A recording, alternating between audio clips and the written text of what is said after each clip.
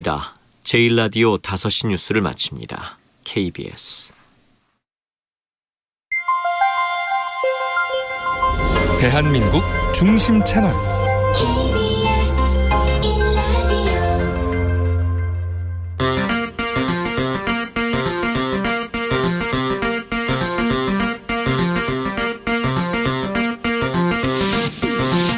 주진우 라이브.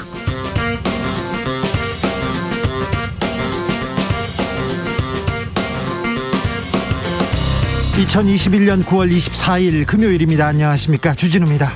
문재인 대통령이 유엔에서 제안한 종전선언에 대해서 김여정 북한 노동당 부부장이 흥미있는 제안이다, 남북관계 회복을 논할 용의가 있다고 답했습니다. 문재인 대통령은 다시 북한과 대화할 때라고 얘기했습니다. 야당에는 종전선언에 대한 이해가 없다고 직격탄을 날리기도 했는데요. 문 대통령의 방미 성과, 순방에 동행한 박경미 청와대 대변인과 이야기 나눠보겠습니다. 고발 사주 의혹으로 뜨겁던 정치권, 지금은 대장동을 두고 뜨겁게 격돌하고 있습니다. 여권에서는 고발 사주 물타기 하려고 대장동 특검 꺼냈다, 대장동 개발 몸통은 국민의힘이다, 이렇게 외치고 있고요. 야권에서는 제2의 조국 사태다, 이렇게 반격했습니다. 조국이요? 왜 이 말이 나오죠? 이런 가운데 윤석열 입이 또 논란입니다. 주택 청약 통장을 두고 집이 없어서 못 만들었다, 이렇게 얘기했는데 말실수라고 해명했는데요. 정치권 소식, 그리고 민주당 호남 경선 결과 정치연구소에서 미리 들여다보겠습니다. 대장동 의혹과 관련해서 언론 보도 쏟아지고 있습니다. 어제 주진우 라이브에서 대장동 관련해서 팩트 체크했었는데요. 이번에는 대장동 키맨들이 사라지고 있다는 보도가 나왔습니다. 그런데 잠적했다고 알려진 사업 책임자 유동규 씨가 하루 만에 인터뷰를 통해서 목소리를 냈습니다. 언론 보도가 나를 잠적시켰다, 언론에서 이재명 지사 측근으로 만들어줬다고 했는데 주스에서 자세한 내용 살펴보겠습니다. 나비처럼 날아 벌처럼 쏜다. 여기는 주진우 라이브입니다. 오늘도 자중차에 겸손하고 진정성 있게 여러분과 함께 하겠습니다. 추석 명절 연휴 지나고 하루 만에 코로나 확진자 수가 역대 최고치를 돌파했습니다. 명절 대이동, 그 여파는 다음 주까지 이어질 것으로 보이는데요. 부디 개인 모임 좀 자제해 주시고요. 개인 방역에 힘써 주시길 부탁드리겠습니다. 코로나 상황 길어지면서 많은 분들 힘들다고 얘기하시는데 이젠 정말 조금만 더 견디면 될 것 같습니다. 코로나와 함께 단계적 일상 회복으로 가는 길 지혜롭게 잘 찾아봐야 될 때입니다. 2부에서 이재갑 교수한테 코로나와 관련된 궁금증, 우리는 언제 위드 코로나로 갈 수 있는지 궁금한 거 물어보면 저희가 답해드리겠습니다. 이쪽으로 물어보면 됩니다. 샵 9730, 짧은 문자 50원, 긴 문자는 100원입니다. 콩으로 보내시면 무료입니다. 그럼 주진우 라이브 시작하겠습니다.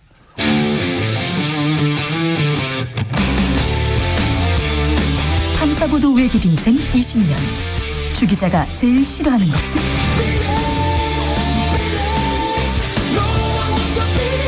이 세상에서 비리와 부리가 사라지는 그날까지, 오늘도 흔들림 없이 주진우 라이브와 함께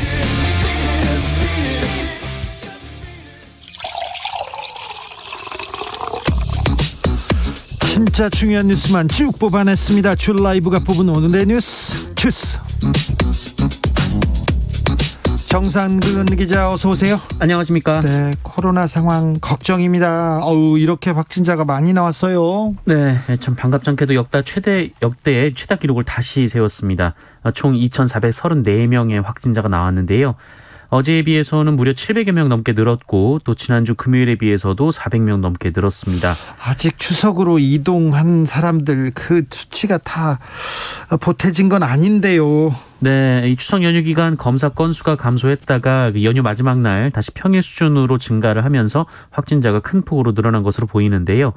특히 비수도권의 지역 발생 확진자 비중이 다시 20%대 후반으로 높아진 데다가 또 다음 주부터는 추석 연휴 인구 이동의 여파도 본격화할 것으로 보여서 전국적 대확산이 우려되는 상황입니다. 자, 우리는 지금 위드 코로나로 가야 되는 그런 시점에 있는데 문재인 대통령이 위드 코로나 정책에 대해서 이 얘기를 했습니다. 네, 문재인 대통령은 미국 순방후 전용기에서 기자회견을 열고 다음 달 말 정도 되면 백신 접종 완료율도 70%를 넘기게 된다라면서 그때가 되면 우리도 위드 코로나를 검토해야 할 것이다 라고 말했습니다. 다만 위드 코로나라고 해서 모든 방역을 다 풀어버리는 것은 아니다라면서 일부 방역 조치는 유지할 수 있다라고 했습니다. 정치권에선 대장동으로 시끄럽습니다. 그런데 언론에서 관련 인물들 다 뭐 도망갔다, 연락 두절됐다, 잠적했다 이런 보도가 나오고 있어요. 네, 우선 이 사업 책임자였던 유동규 당시 성남도시개발공사 본부장이 기존의 번호를 없애고 연락이 안 되는 상황이다 이런 보도가 나왔습니다. 네. 유동규 본부장은 사업 설계 당시 민간업체가 과도한 개발 이익을 가져갈 수 있다라는 이 실무진의 의견을 묵살했다 이런 주장이 언론을 통해 제기됐습니다. 미국으로 도망갔다는 분도 있어요. 네, 화천대유 관계사인 이 천화동인 4호의 실소유주로 알려진 남모 변호사인데요. 네. 이 샌디에이고로 떠난 상황이라고 합니다. 남 변호사는 지난 2009년 이 특정 업체의 대장동 개발권을 달라면서 정치권에 로비를 한 혐의로 구속이 됐다가 풀려났는데요. 그렇죠. 그런데 지금 SNS도 다 지우고 부인도 다니던 회사를 퇴사했다 이런 보도가 나왔습니다. 그런데 도망갔다 잠적했다는 사람이 바로 인터뷰에 나왔더라고요. 네, 유동규 전 본부장이 어제 미디어오늘과 인터뷰를 했고 이 내용이 오늘 보도가 됐습니다. 유동규 전 본부장은 사람들이 나를 만나는 걸 꺼리기 시작한다라면서 잠적한 것이 아니라 사람들이 잠적시키고 있다라고 말을 했습니다. 언론이 잠적시켰다고 하더라고요. 네, 언론 보도가 본인을 잠적시킨 셈이다. 나의 삶을 언론이 어떻게 책임지려 하는지 모르겠다라고 말했습니다. 네.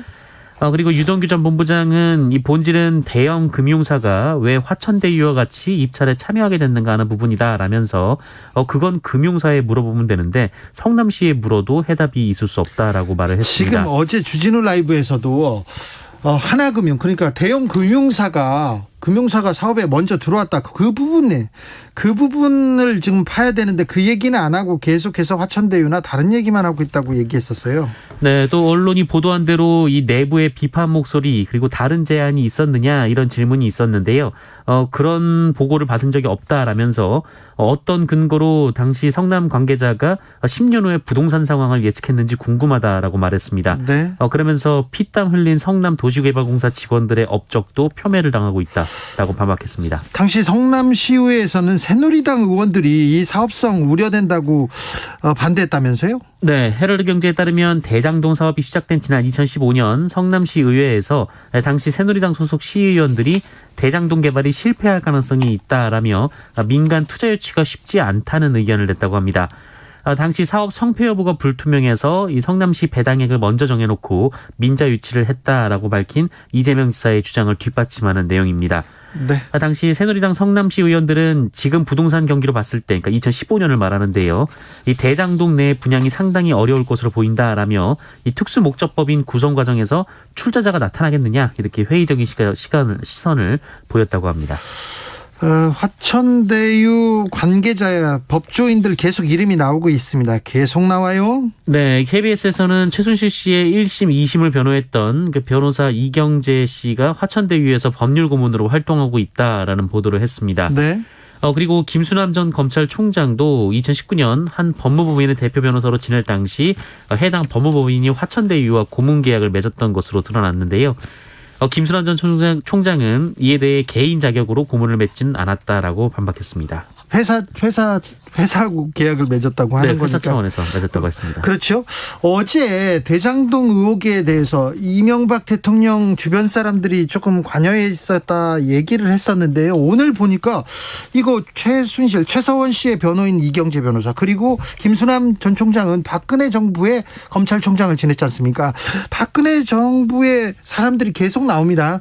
남모 변호사라고 아까 얘기했지 않습니까? 정치권에 로비를 하다가 구속된 변호사, 가장 중요한 역할을 했던 남모 변호사, 이분도 한나라당에서 청년 부위원장을 했어요. 계속해서 국민의힘 쪽 사람들이 나오고 있다는 거, 네, 계속되고 있습니다.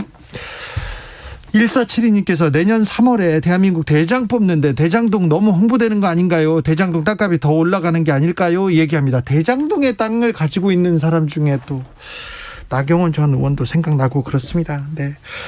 민주당 이재명 후보의 정책본부장이 사임했습니다. 네, 이재명 후보의 주요 정책인 기본 시리즈를 설계한 이한주 전 경기연구원장이 어제 이재명 캠프 정책본부장직에서 사퇴했습니다. 부동산 때문이었는데요. 예. 이한주 전 원장은 서울과 경기도의 아파트 2채를 포함해서 전국 각지에 10여 개의 부동산을 보유하고 있고 또 페이퍼 컴퍼니를 설립해서 자녀에게 재산을 편법 증여했다라는 의혹이 제기됐습니다. 네. 경기도부에 공시된 공직자 재산 등록 상황에 따르면 이한주 전 원장의 부동산 자산은 50억 6천만 원에 달한다고 하는데요. 이한주 전 원장은 이 부동산 투기 의혹 보도 직후 소셜미디어에 물의를 일으켜 송구하다며 사임 의사를 밝혔습니다. 다만 이 공직자가 되기 전의 일이고 투기와는 전혀 관계없는 일이다라고 반박을 했는데 그럼에도 사임하는 것은 이 대장동 공적이 의혹으로 둔갑돼 공격받는 상황에서 이 자신의 일이 정략적 모략이 될 수도 있기 때문이라고 주장했습니다. 네. 이낙연 후보 캠프 소속 의원의 비서관이 음주운전 측정을 거부하다가 체포됐습니다. 네, 이낙연 민주당 대선 후보 캠프에서 활동 중인 이 더불어민주당 국회의원의 한 비서가 경찰의 음주 측정을 거부한 혐의로 체포가 됐습니다. 서울 강서경찰서는 오늘 0시 50분쯤 강서구의 한 도로에서 이 경찰의 음주 측정 요구를 3차례 거부한 혐의로 A씨를 현행범으로 체포해 조사했습니다. 한 15km 정도를 운전했던 것으로 전해지고 있는데요. 현재 이낙연 후보 캠프에 합류해서 근무 중이라고 합니다. 경찰은 일단 A씨의 인적 사항을 파악하는 등 조사를 마친 후 돌려보냈는데요. 다만 체포 후에도 음주 측정을 끝내 거부해서 음주 여부를 파악하지 못한 상황입니다. 음주 측정을 거부한다. 음주 사고에 대해서는 굉장히 좀 엄하게 처벌을 하는데 음주 측정을 거부하지 않습니까? 그 부분에 대해서는 법이 조금 제대로 만들어지지 않았어요. 더 엄하게 처리해야 될 텐데 이 부분에 대한 고민도 필요합니다. 장제원 의원의 아들도 거부했었지 않습니까? 음주 운전자들이 지금 음주 측정을 계속 거부하고 있습니다. 그리고 뭐 공무원 경찰한테 이렇게 공무집행 방해도 하고 있고요. 이 부분에 대해서는 좀 엄히 다스려야죠. 그런 생각을 해봅니다. 어제 국민의힘 토론회 열렸습니다. 네, 이 대선 경선 2차 토론회가 열렸는데요. 역시 공세는 윤석열 전 총장 측에 집중이 됐습니다. 특히 원희룡 유승민 후보가 윤석열 후보가 자신들의 공약을 표절했다 이런 주장을 펼쳤는데요. 네. 윤석열 후보는 100여 가지 가까운 것 중에 하나를 가지고 공약을 백견이 하는 건 어폐가 있다 이렇게 반박했습니다. 또 홍준표 후보와 윤석열 후보는 이 필리핀 대통령 두테르테를 두고 또 다투기도 했고요. 또 윤석열 후보가 인문학을 공부할 필요가 없다라는 취지로 말을 한 것, 그리고 인터넷 매체 비하 발언에 대해서도 후보들의 질문 공세가 이어졌습니다. 윤석열 후보는 인문학의 중요성은 아무리 강조해도 지나치지 않다라고 말했고 또 인터넷 매체 비하 논란은 오해의 소지가 있는 부분은 사과했다고 주장했습니다. 네, 이슈가 많았군요. 윤석열 후보 관련해서. 그런데 가장 큰 이슈는 뭐니 해도 청약통장이었습니다. 네, 이 토론회에서 유승민 후보가 윤석열 후보에게 주택 청약통장을 직접 만들어 본 적이 있느냐라고 물어봤는데 그런데 윤석열 후보가 집이 없어서 만들어보지 못했다라는 답을 했습니다. 집이 없어서 청약통장을 만들어보지 못했다고요? 네, 집이 없어서 만드는 게 청약통장이어서 이 청약통장의 용도를 몰랐던 거 아니냐 이런 지적이 나왔는데요. 윤석열 후보 측은 이에 대해 이 30대 중반의 직업을 가졌고 부모님 댁에서 부모님을 모시고 살았던 데다가 또 결혼도 50세가 넘어서 했기 때문에 청약에 관심을 갖지 않았다라며 발언 취지를 설명했습니다. 네. 서민의 삶을 좀 너무 모르시는 것 같은데 몰라도 너무 모르시는 것 같아요. 이 부분에 대해서는 잠시 후에 정치연구소에서 조금 자세히 분석해 드리겠습니다. 최재형 후보 좀 위기인 것 같아요. 지지했던 그 캠프에 있던 사람들도 계속해서 하나씩 둘씩 떠나고 있습니다. 네, 최재형 후보는 상속세 폐지와 낙태죄 폐지 반대, 또 가덕도 신공항 재검토, 그리고 심지어 부정선거까지 주장한 바 있는데요. 정의화 의장은 SNS에 이 최재형 후보에 대한 정치적 지지를 철회한다라는 제목의 글을 올리고 캠프 해체 전후 이 최재형 후보의 역선택 방지 포기 또 낙태와 상속세 폐지 등 본인의 생각과는 전혀 다른 정책 발표를 보고 크게 실망했고 가덕 신공항에 대한 발언을 접하고는 아연실색했다라고 주장했습니다. 네. 그러면서 그것은 본인이 생각한 최재형다움이 아니다라면서 대통령이 되기 위해 준비가 부족한 것은 채우면 되지만 정치 철학의 문제, 한국 사회 방향성에 대한 근본적인 시각은 그렇게 할 수 없다라고 주장했습니다. 그리고 현역 의원 중 두 번째로 최재형 전 원장을 지지하고 캠프가 해체되기 전에 여성가족 총괄본부장까지 맡았던 김미애 의원도 이 가덕도 신공항 재검토 주장은 절대 동의할 수 없다라는 입장을 밝히기도 했습니다. 네. 최재형 후보가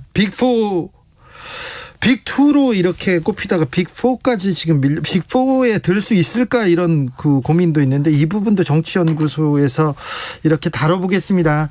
최재형, 윤석열 이 그 두 판검사, 전직 판검사 분이 정치권에서 하시는 일을 보면요. 이 진짜 철학에 대해서 고민을 하고 있는지 정치에 대해서 생각은 하고 있는지 좀 걱정이 들기도 합니다. 검사 출신이었죠. 황교안 후보가 오히려 이성적이고 합리적으로 보일 정도로 최재형 후보 얘기, 윤석열 후보 얘기 좀 걱정이 되는 부분이 있습니다. 그런데 황교안 후보도 부정선거 얘기를 토론회에서 계속했습니다. 근데 그걸 또 따라가는 최재형 후보는 뭡니까? 네. 자세한 얘기는 정치연구소에서 저희가 다루겠습니다. 문재인 대통령의 종전선언 제안에 대해서 북한이 응답을 했습니다.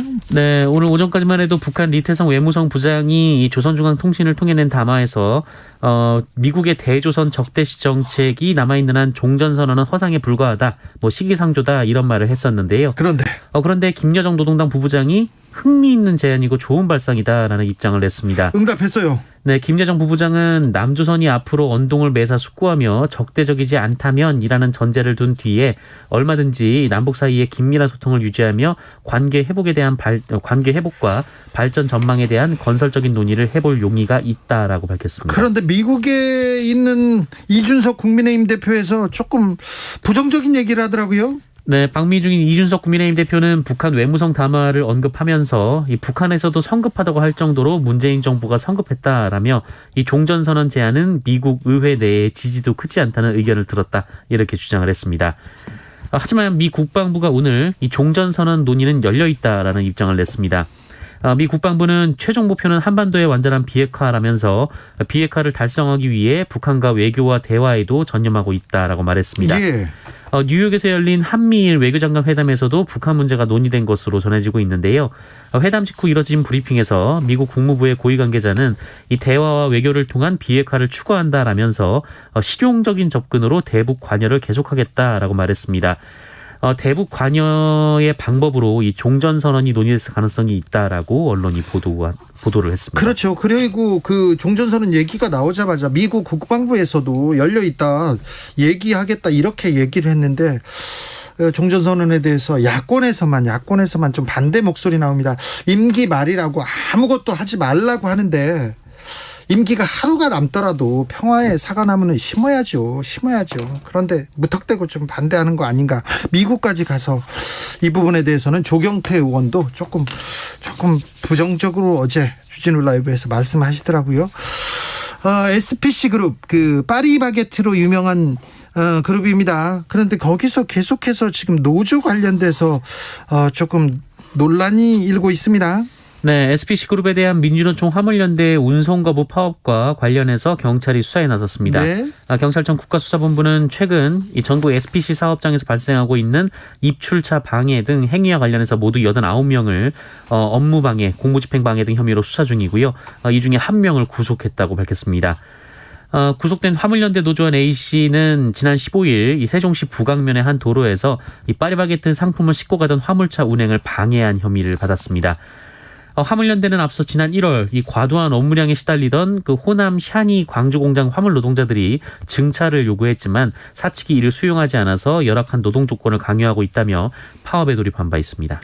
왜 SPC그룹에서는 계속해서 노조와 이렇게 갈등하고 있는지 이 문제에 대해서는 조금 저희가 시간을 가지고 잘 추적해서 취재해서 말씀드리겠습니다. 동급생을 중대에 빠뜨린 고등학생들이 있었습니다. 근데 추가 범행이 계속 드러나고 있습니다. 네, 이 격투기 스파링을 하겠다며 동급생을 마구잡이로 때려 중태에 빠뜨렸다가 중형을 선고받은 고등학생 2명이 있는데 네. 추가 범행이 드러나면서 징역형이 추가가 됐습니다. 인천지법은 17살 두 고등학생에게 장기 6개월, 단기 4개월의 징역형을 선고했습니다. 이른바 일진으로 불렸던 두 가해자는 지난해 11월 인천의 중구 한 복신체육관에서 동급생을 심하게 폭행한 혐의 등으로 기소가 됐습니다. 이들은 싸움을 가르쳐주겠다며 피해자를 강제로 불러냈고 스파링을 가장해서 2시간 동안 번갈아 폭행을 했습니다. 스파링을 가장해서 그냥 폭행을 했습니다. 그냥 폭행했어요. 네, 그래서 두 가해자는 올해 5월 장기 8년, 단기 4년의 징역형을 각각 선고받았는데요. 그런데 지난해 11월 28일 오후 또 다른 동급생을 똑같은 방식으로 폭행해서 범행이 드러났고 형이 추가가 된 겁니다. 이들은 의식을 잃은 피해자의 얼굴에 물을 뿌리거나 질질 끌고 다니기도 했다고 합니다. 피해자는 머리 등을 크게 다쳐서 의식불명에 빠졌다가 한 달 만에 깨어났는데 이 정상적인 생활이 불가능한 그런 상황이라고 합니다. 아이고. 또한 다른 학생들에게도 무차별적인 폭력을 행사해서 장기 10개월, 단기 6개월의 징역형도 추가된 바 있는데요. 이들이 저지른 3개 사건은 현재 항소심이 진행 중이어서 모두 병합돼 형이 다시 선고될 것으로 예상이 되고 있습니다. 어떤 조건에서도 폭력은 절대 안 됩니다. 이렇게 학교에서 다른 학생들한테 또 후배들한테 이렇게 폭력을 가하는 일이 있으면 절대 당하지 말고 신고해야 됩니다. 옆에 있는 사람도 동조하고 이렇게 방조하지 말고 신고해야 됩니다. 절대 이 학교에서 일어나는 폭력은 우리가 뿌리 뽑아야 됩니다. 군에서 일어나는 폭력도 그렇고요. 우리 주변에 있는 모든 폭력에 대해서 반대하고 절대 일어나지 않도록 노력해야 될 것 같습니다. 주변에서 누가 폭력을 당하고 있는지 협박을 당하고 있는지 좀 지켜보셨다가 신고하십시오. 신고하고 정 안 되면 저희한테도 말하십시오. 저희가 이 부분에 대해서는 계속해서 목소리를 높이겠습니다. 김부겸 총리가 공무원 초과 근무 수당 부당 수령에 대해서 전수조사에 나서기로 했습니다. 네, 일부 지자체 공무원들이 수상하게 야근 수당 출장비를 쓴 것으로 드러나자 정부가 중앙 지방정부에 대한 전수조사를 하기로 했습니다. 아직도 이러고 있어요. 아직도. 네, 김부겸 국무총리는 공직사회 근무기간을 강화하고 공직자들의 경각심을 제고하라며 지자체 조사를 당부했고요. 네. 그리고 중앙에서도 국무조정실에서 점검해달라라고 당부했습니다. 앞서 서울시 노원구청의 구급 공무원이 이 초과근무 수당 부정수급에 동참하지 않았다가 왕따를 당했다 이렇게 폭로를 한 바가 있고요. 이 종로구가 자체 감사를 진행한 결과 41명이 684만 원을 부정수급한 사실이 드러났습니다. 또 이 LH 사태, 그러니까 한국토지주택공사 자체 조사 결과 2020년 3월부터 5월까지 단 2달간의 이 출장비를 부정수급한 임직원이 2,898명에 달했다고 합니다. 네. 20년 전에 제가 처음 사회부 기자 시절에 취재할 때도 이 공무원들의 부정수급이 있었어요. 주말에 출근하지 않는데 그 한 부서에서 한 사람이 다 신분증을 가지고 와서 이걸 찍어요. 그래가지고 모든 사람들이 이걸 나누고 있더라고요. 부정수급을. 그런데 왜 그러셨어요? 이렇게 했더니 공무원이 박봉이라 힘들어요. 이렇게 얘기했는데 그렇더라도 박봉이라고 하더라도 이거는 좀 잘못됐습니다. 묵묵히 일하는 공무원들 많은데요. 그리고 박봉이라고 얘기하는데 좀 고생하는 분들 많은데 이거는 좀 방법이 아닙니다. 대안이 아닙니다. 좀 다른 방법을 좀 써야죠. 그리고 좀 공무원들 처우 개선을 위해서도 좀 더 노력하고 이런 일은 좀 없도록 좀 막았으면 좋겠습니다. 이번에 1053님께서 와 공무원 야근 수당 문제 정말 심각했는데 정말 좋은 소식이네요. 그러게요. 20년간 이런 게 바뀌지 않았다는 것도 너무 가슴 아픕니다. 5405님 학교 폭력의 근절은 인문학의 부지와도 깊은 연관이 있습니다. 교육개혁 큰 공론화가 이루어져야 합니다. 그렇습니다. 지금이라도 우리가 바꿔야죠. 잘못된 거는 하나씩 고쳐 나가야죠. 주스 정상근 기자와 함께했습니다. 감사합니다. 고맙습니다. 교통정보센터 다녀오겠습니다. 김민희 씨. 최근 정체가 빠르게 늘면서 사고도 잇따르고 있습니다. 남해고속도로 순천 쪽으로 창원 1터널에서 있었던 사고는 처리 작업이 마무리됐지만 부근으로 더딘 흐름 남아있고요. 반대 부산 쪽으로는 7원 분기점에서 함안 2터널 사이와 다시 대저 분기점에서 덕천 사이로 속도 줄여 지납니다.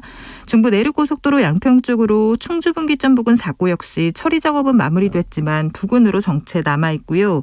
영동고속도로 강릉 쪽으로 동군포 부근에서도 사고가 나면서 1차로가 막혀 있습니다. 이 때문에 군포에서 두 곡 사이 정체가 더 심해졌습니다. 더 가서는 신갈분기점 일대로 속도 줄여 지납니다. 서울시내 올림픽대로 하남 쪽으로 영동대교 부근 2차로에서도 사고가 났습니다. 이 여파까지 더해지면서 뒤로 동작대교부터 지나는 데만 30분이 넘게 걸리고 있습니다. KBS 교통정보센터였습니다.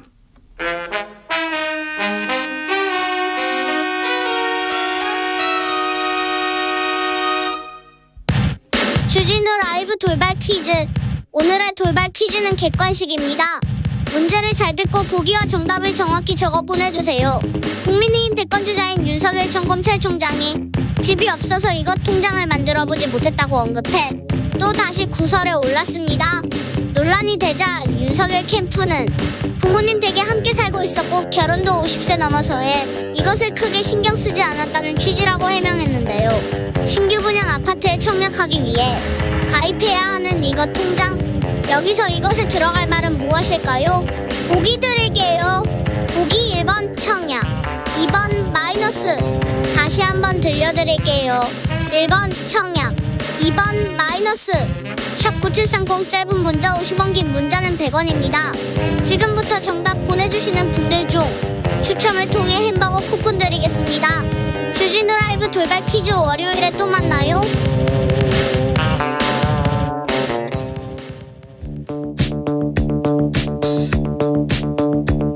대한민국 정치의 새로운 100년을 준비한다. 21세기형 국회 싱크탱크 정치연구소 영앤영.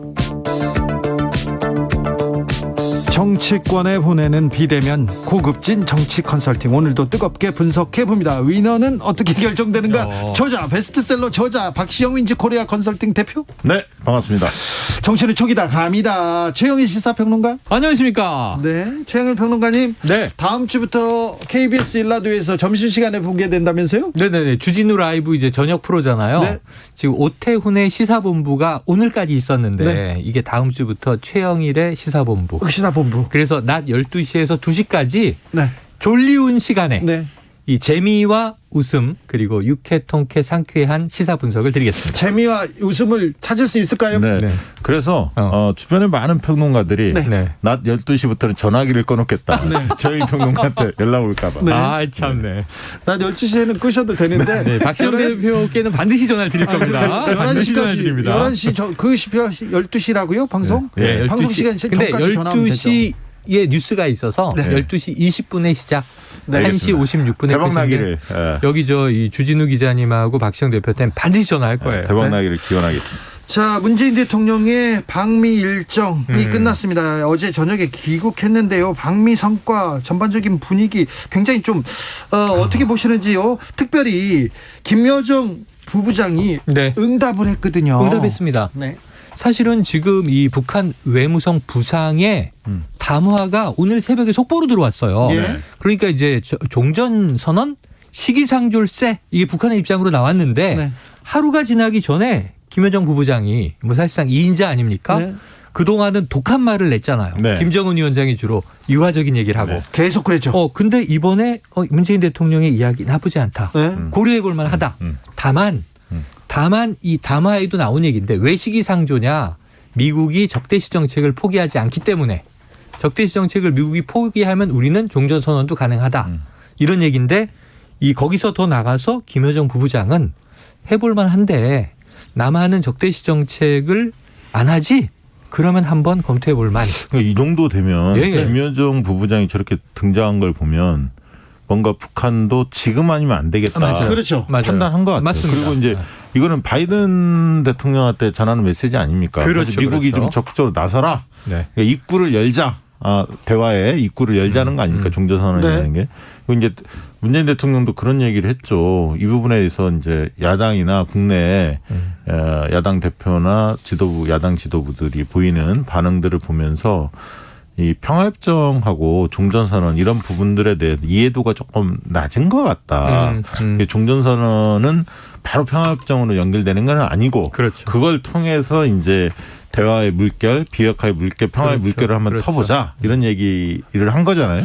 문재인 대통령이 이해도가 낮다 이 정도 수준으로 얘기한 거면 굉장히 세게 얘기한 거예요. 그렇죠. 야당이. 그렇죠. 네. 그러니까 왜냐하면은 야당의 반응이 부끄럽다였어요. 네. 아니 우리 대통령이 이 남북한 동시 유엔 가입 30주년 되는 해마다 지금 5번째 유엔 총회에 참석을 해서 지난해에도 얘기했고 그전에도 얘기했고 세 번째 얘기하는 종전선언을 언급하면서 한반도 평화 모델까지도 언급이 안 됐어요.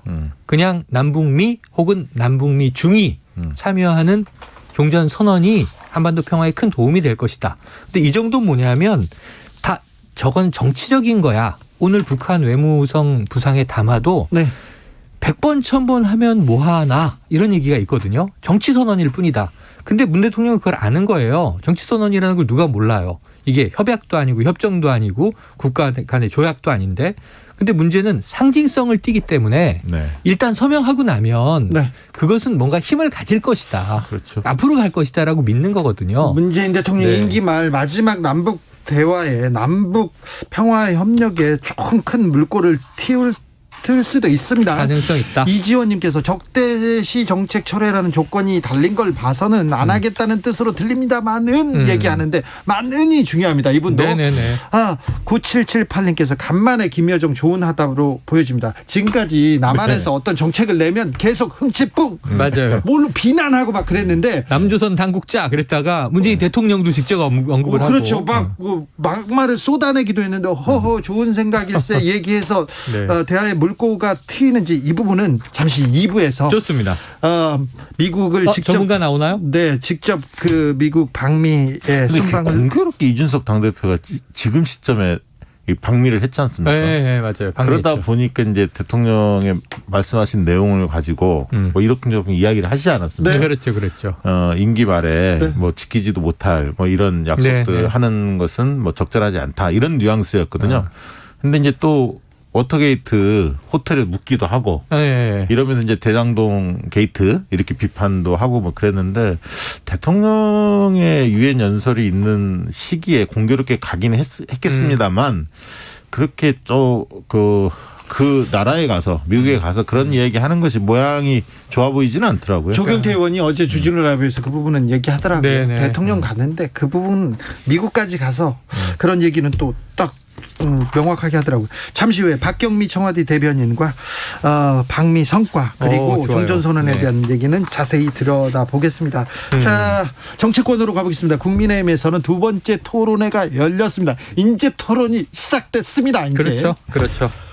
자, 지금 첫 번째는 의외로 이 임팩트가 없었어요. 네. 그래서 토론을 그렇게 기다렸는데 네. 이제 짠 하고 토론의 관문이 열렸는데 이 진검승부 안 하나? 네. 서로 잼만 날리다가 잼만 날리고 아웃복싱 하다 끝났어요. 1회는. 그렇죠. 근데 2차 때는 조금 이제 재밌어지고 있어요. 붙으려는 게 나오는데 여러 가지 정책 이슈들도 등장합니다. 뭐 전술핵, 전략핵, 핵 무장 이야기도 나왔고요. 그리고 이제 또 대장동 얘기도 나왔고요. 네. 그리고 또 서로의 문제들에 대해서 상호 비판도 이제 시작을 했는데 그렇다고 지금 2회 토론회가 무르익었다는 생각은 들지 않아요. 지금 문제는 아직도 좀 이제 직접 승부를 피하고 있다. 전 이런 느낌이 들어서. 이번에도 뭐 결국 화제는 윤석열 전 총장인 것 같아요. 네, 그렇죠. 이제 발언 때문에 주택 청약주 집이 주택 청약 관련해서 네. 야 그거는 조금 뭐 상식적으로 네. 이해가 안 되는 게 말실수라기보다는 이 일반 시민들의 삶에 대해서 생각에 대해서 조금 동떨어져서 살았던 분 아닌가. 아니 그런 들으면은 들더라고요. 주택 청약 통장이 뭔지를 모르시는 분 같은 말씀을 하셨잖아요. 그렇죠. 예. 그렇죠. 전혀 그 개념을 모르시는 그거를 것으로 날카롭게 유승민 후보가 잘 치고 들어간 거예요. 사실 윤석열 후보가 정책 사안들 큰 사안들에 대해서는 본인의 주장을 펼칠 수 있거든요. 본인 생각이 있으시니까. 근데 이제 정책적 허점 중에서 아주 전문적으로 들어가는 것보다는 일반인들이 알고 있는 범주 내에서 맞아요. 뭔가 준비 안 된 모습이 드러날 수 있거든요. 아니 이상하다. 이거는 준비하고는 상관이 없는 문제 아닙니까? 맞아요. 그렇잖아요. 이런 것도 외워야 합니다. 외워요? 잘 모르면. 참 이거 문제가 집이 없어서 주택 청약 통장을 만들어 보지 못했다. 네. 집이 없는 사람이 필수적으로 만드는 거란 말입니다. 그렇죠. 네. 직전에 군필자 청약 가점 공약을 발표했어요. 몇 맞아요. % 주겠다고. 맞아요. 그런데 청약 제도에 대해서 아예 모르는 듯한 인상을 그쪽이 아니라 아예 모른다. 그러다 보니까 군필 가산점의 문제가 아니라 아예 근본적인 문제는 2차 토론회에서의 문제는 정책을 다 베껴간 거 아니냐. 윤도리코라는 시비. 별명까지 나왔습니다. 네, 표절 뭐라고요? 논란. 윤도리코. 아 그래요? 예. 또 아까 뭐라 그러지? 표절 닌자? 표절 부부. 닌자. 닌자. 네. 네. 그래서 이게 그런데 문제는 뭐냐면 이럴 때 공격을 받으면 최재형 후보처럼 미안하다. 준비가 돼 있잖아. 답변할 수 없다. 이렇게는 안 나올 거 아니에요. 캐릭터가 달라요. 윤석열 전 총장은 한 번도 미안하다 사과한다는 발언을 한 적이 없습니다. 그런데 예. 제가 놀란 건 뭐냐면 어제 자막이 보도 전문 채널이 쫙 지나가는데 내 공약은 다 갖다 써도 괜찮다. 윤 후보 예. 너스레. 네. 너스레라는 표현이 이 헤드라인에 등장해서 저 무슨 얘기하고 들여다보니까 표절 의혹을 받고 지금 비난을 받고 있는데 예. 그럼 내 공약은 지금 의심받고 있는 거잖아요. 내 머릿속에서 나온 게 맞아? 우리 캠프가 노력해서 만들어낸 게 맞아? 아닌 거 아니고 다 주워다가 조합한 거 아니야? 이렇게 비판을 받고 있는데 내 공약은 다 갖다 써도 괜찮아요. 나는 이게 저작권 주장 안 할 거야. 공유해. 네. 하하하 이런 분위기란 말이에요. 이거는 굉장히 다른 후보들에게는 더 자극적이에요. 자기가 만들지도 않은 걸 갖다 써 하고 베푸는 것 같이 하면 어떡해요. 그래서 왜 저러시지 하는 앞으로 걱정을 잘할 했어요. 겁니다. 네. 앞으로 잘할 네. 거예요? 네. 네. 공부가 됐을까요? 네. 그렇게 생각하셔야죠. 3회 토론을 지켜보는데 나아질 것이다. 아니 뭐 장담은 못 하는데. 왜 이렇게 목소리가 좀 작아지세요? 아니 캠프 인사가 아니기 때문에. 2573님 2600만 청약통장 가입자들이 분노합니다. 이렇게 얘기했는데 야 이거 점수 따려고 얼마나 고생들을 아니 하는데. 집사부일체에서 점수 좀 땄는데 한 방에 훅 갔어 또. 2857님께서 주택 청약통장을 모르겠죠. 예전에 어느 대선 후보는 서울버스 요금 70원이라고 했잖아요. 6.25 때 점심도 굶었다고 하신 분도 있어요. 점심도. 예. 그렇죠. 정치인들이 이 국민들 삶을 나아지게 하겠다고 이렇게 했는데 국민들의 삶에 대해서 전혀 관심이 없었던 건 아닌가 이런 생각도 해보는데 윤석열 후보하고 홍준표 후보는 치열하게 붙을 줄 알았는데 네. 오히려 조금 난타전은 피했습니다. 대신 핵무기 공약을 두고 충돌했는데요. 그랬죠. 윤석열 후보는 자체 핵무장은 비확산 체제의 정면으로 위배된다. 그렇기 때문에 국제사회에 고립될 가능성이 많다. 이렇게 얘기했더니 홍준표 후보가 윤 후보는 전략핵과 전술핵 구분하지 못하고 있다. 이렇게 지적하셨어요. 네. 근데 무슨 내용인가요? 그러니까 이게 지금 ICBM은 전략핵이에요. 대륙간 탄도미사일. 네. 그래 전술핵이라고 하는 것은 핵배낭 등 네. 이제 이 좀 국지적으로 쓰는 네. 지금 이 북한도 주로 전술핵을 많이 배치하고 있다 이런 얘기가 나오고 과거에 우리나라에도 미군의 전술핵이 있다가 노태우 정권 때 비핵화 선언을 하면서 다 철수한 것으로 돼 있습니다. 공식적으로는. 네. 근데 지금 북한이 이제 핵을 보유했다라고 이제 되는 상황이니까 우리나라의 좀 이제 이 군사적인 비대칭을 걱정하는 일부 안보 전문가 중에 미국의 전술핵을 다시 들여와야 한다.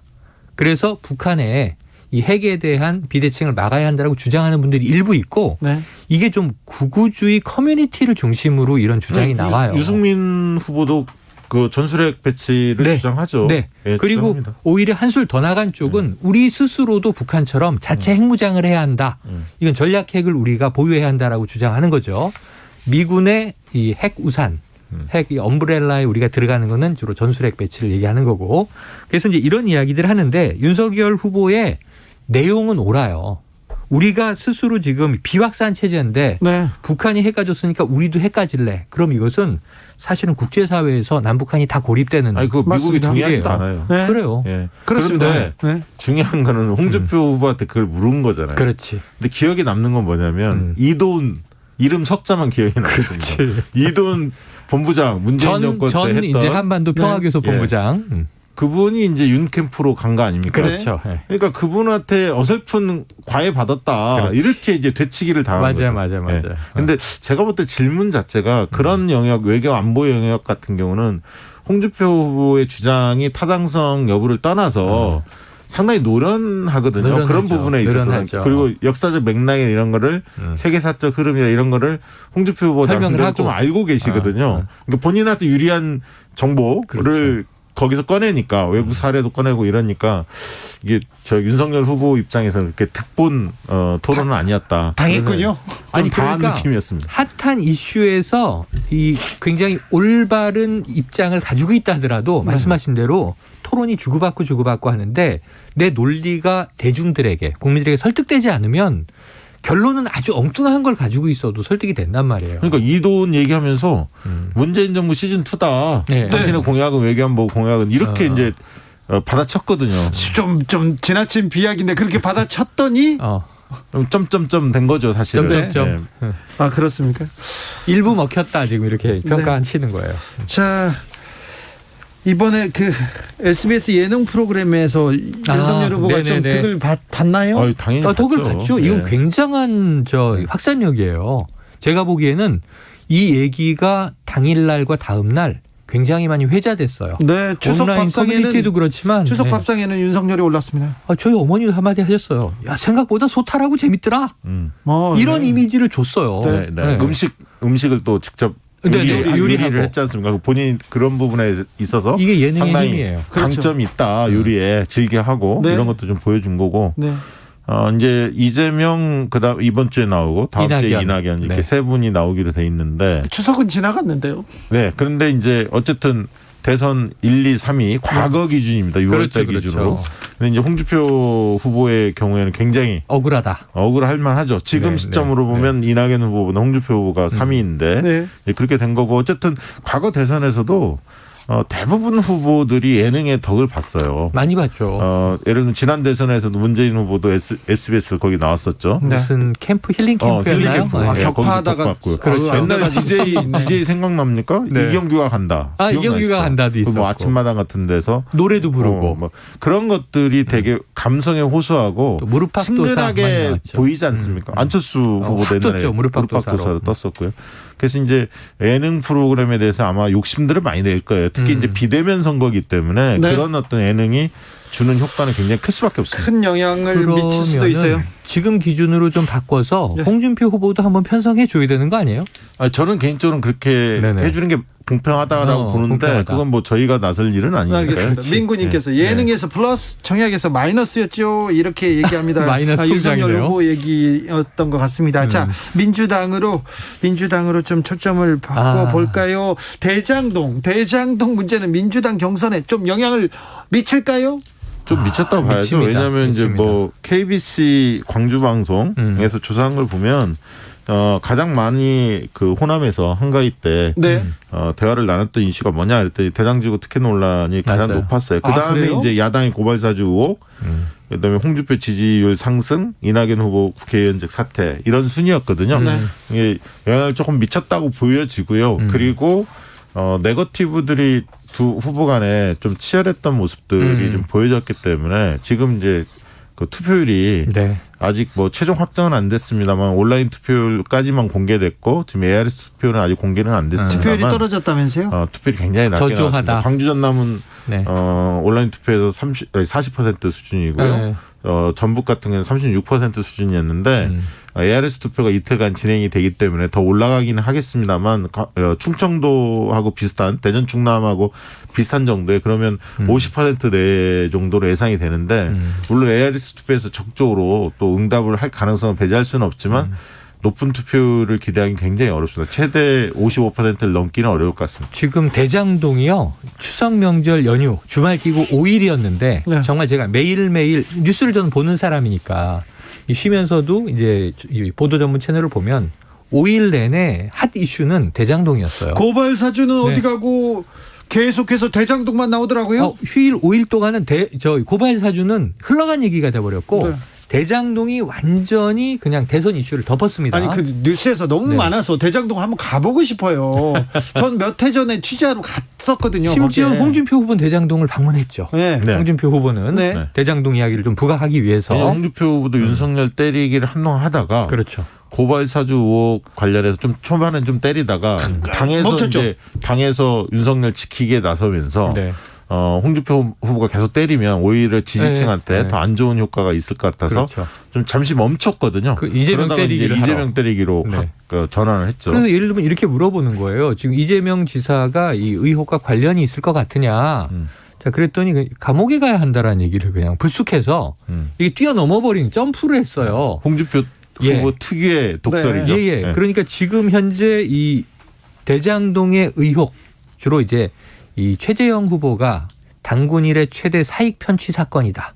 사익 편취라고 하는 이 개념과 네. 지금 여기서 공사 그 사이에 SPC 법인인 성남의 뜰 그리고 성남시 이재명 지사까지 연결되기에는 너무 멀어요. 뭔데? 그런데 최재형 전 감사원장까지도 등장하더라고요. 아니 거기서 중요한 인물이에요. 무죄를 줬던 판사, 부장판사로 등장을 하죠. 그 당시에 항소심 때 대장동 로비의 남모 변호사. 2심 때 무죄 판결을 했던 맞습니다. 재판장이 바로 최재형 전 감사원장입니다. 그러니까 이 대장동에 대해서 좀 들여다본 판사께서 네. 전직 판사께서 네. 그렇게 얘기를 세게 하더라고요. 그러니까 왜 이렇게 세게 했느냐 하면은 본인이 연루돼 있다라는 것 때문에 예. 곤혹스러워질 상황이다 아니, 보니까. 지금은 이제 그 성격 자체가 네. 확 바뀌는 것 같아요. 지금까지는 언론이나 야당에서 그 국민들이 봤을 때도 너무 복잡하고 잘 이해가 안 되는데 맞아요. 얼마 돈 안 내고 엄청나게 돈을 벌었더라. 자본금에 뭐 1000배, 1000배 벌었다더라. 이렇게 얘기하니까 이건 뭔가 있는 거 아니야? 이렇게 김부겸 생각했던 총리도 건데 질문을 받고 이상하긴 이상하네요 하면서 말렸잖아요. 그런데 이제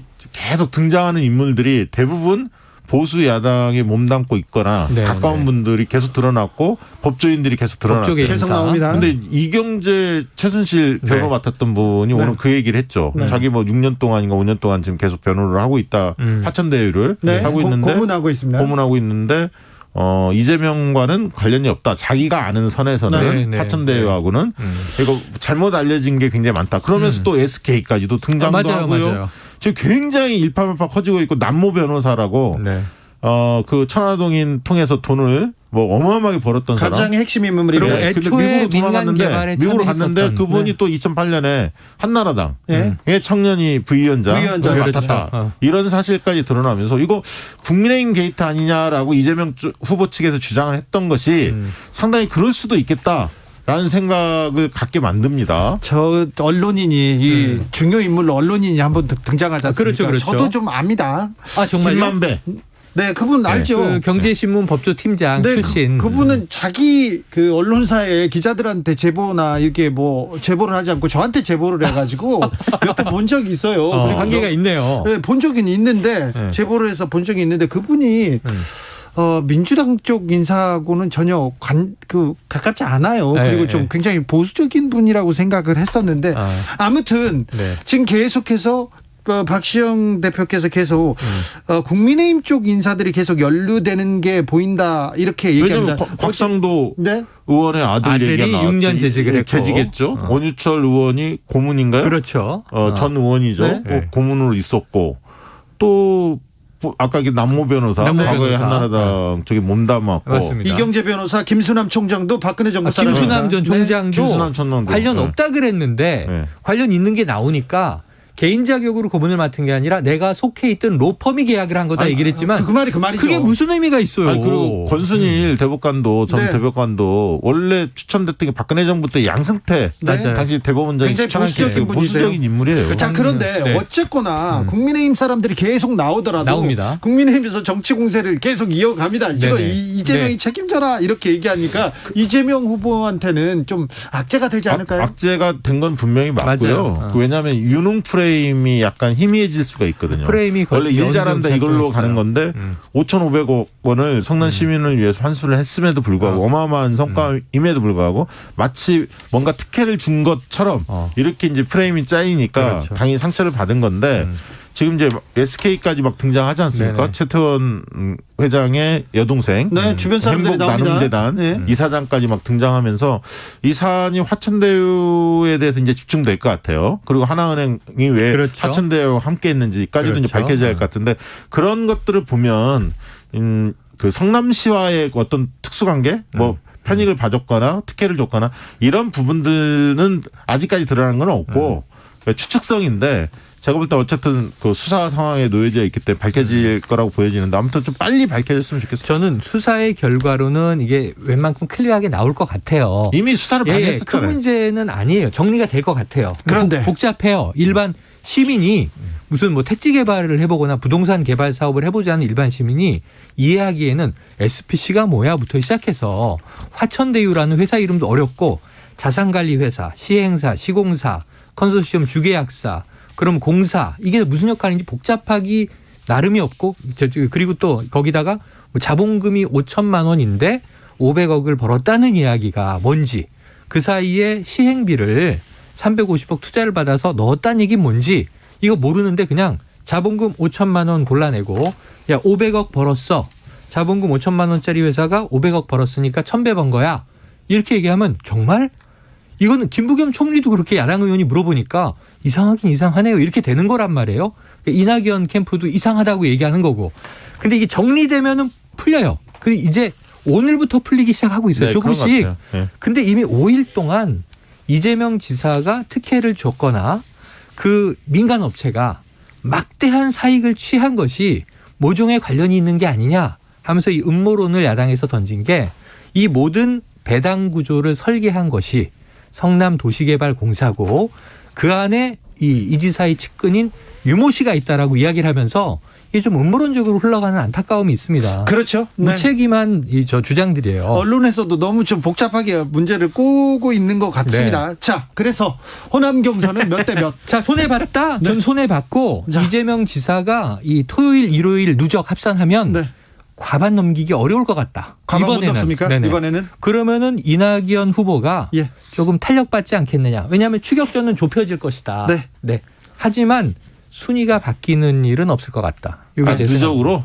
누적으로. 그건 누구나 할 수 있는 그렇죠. 얘기예요. 그러면은 좀 더 거셔서 지금 이재명 지사가 11만 표를 앞서고 그러니까 있는데 전남, 광주, 전북 합산해서 네, 해서 몇 퍼센트? 49대 33? 49대 33 나왔습니다. 49는 이재명. 그렇죠. 자, 박지영 대표. 저는 그 전남은 이낙연, 광주는 거의 딱 붙어 있을 것 같고요. 전북은 이재명이 전북에서 많이 이길 것 같고. 그래서요. 그래서 한 47대 네. 45. 47대 45. 거의 호남에서 거의 박빙이네요. 붙으니까. 네네. 근데 47이 이재명입니까? 저하고 많이 다르구나. 네. 알겠어요. 몇으로 걸었어요? 그러니까 저는 네. 이 광주는 이재명 승, 자, 박빙 승. 그다음에 전남은 거의 박빙. 자, 정치연구소 여기서 전북은 끝내겠습니다. 이낙연 승 이렇게 생각합니다. 알았어요. 네. 두 분 감사합니다. 다음 주에 보죠. 고맙습니다. 감사합니다. 네. 2부에서 이어가겠습니다.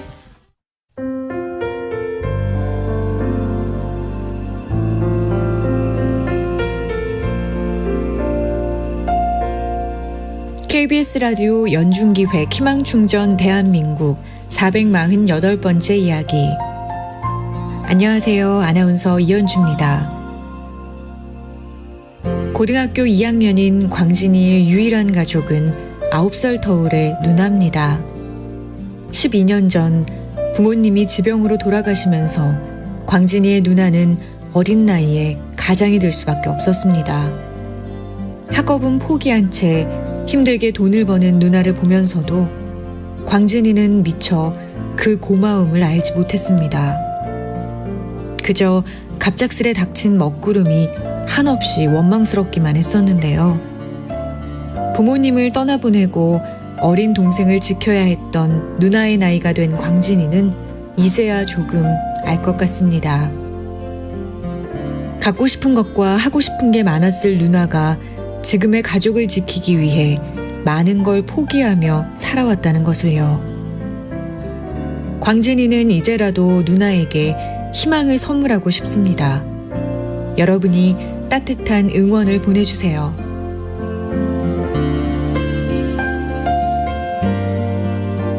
여러분의 따뜻한 손길이 희망의 빛이 됩니다. ARS 060-700-1580 060-700-1580 한 통화 3,000원으로 희망을 선물해 주세요. KBS 라디오 연중기획 희망충전 대한민국은 초록우산 어린이재단, 인탑스 주식회사 그리고 청취자 여러분과 함께합니다. ARS 060-700-1580 한 통화 3,000원입니다.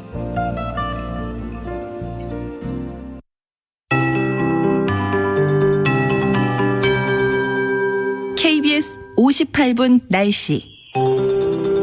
낮에는 더웠는데 해가 기울면서 빠르게 선선해지고 있습니다. 당분간은 낮과 밤의 기온 차이가 10도 이상 크게 벌어지니까요. 건강 관리에 더욱 신경을 쓰셔야겠습니다.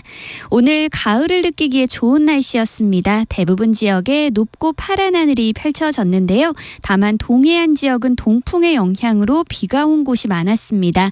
강원 영동과 경상 동해안은 내일까지 5에서 30mm 정도의 비가 더 오겠고요.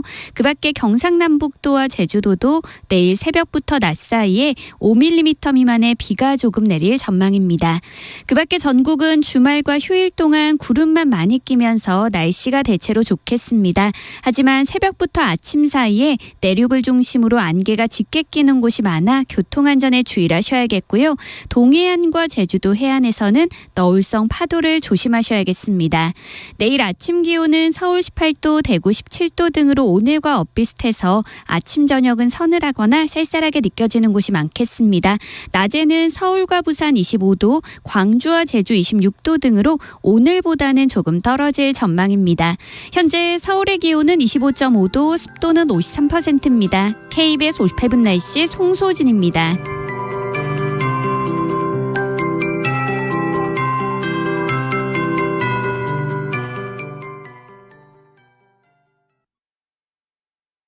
정성을 다하는 국민의 방송 KBS가 6시를 알려드립니다. AM 711kHz, FM 97.3MHz, KBS 1라디오입니다. HLKA.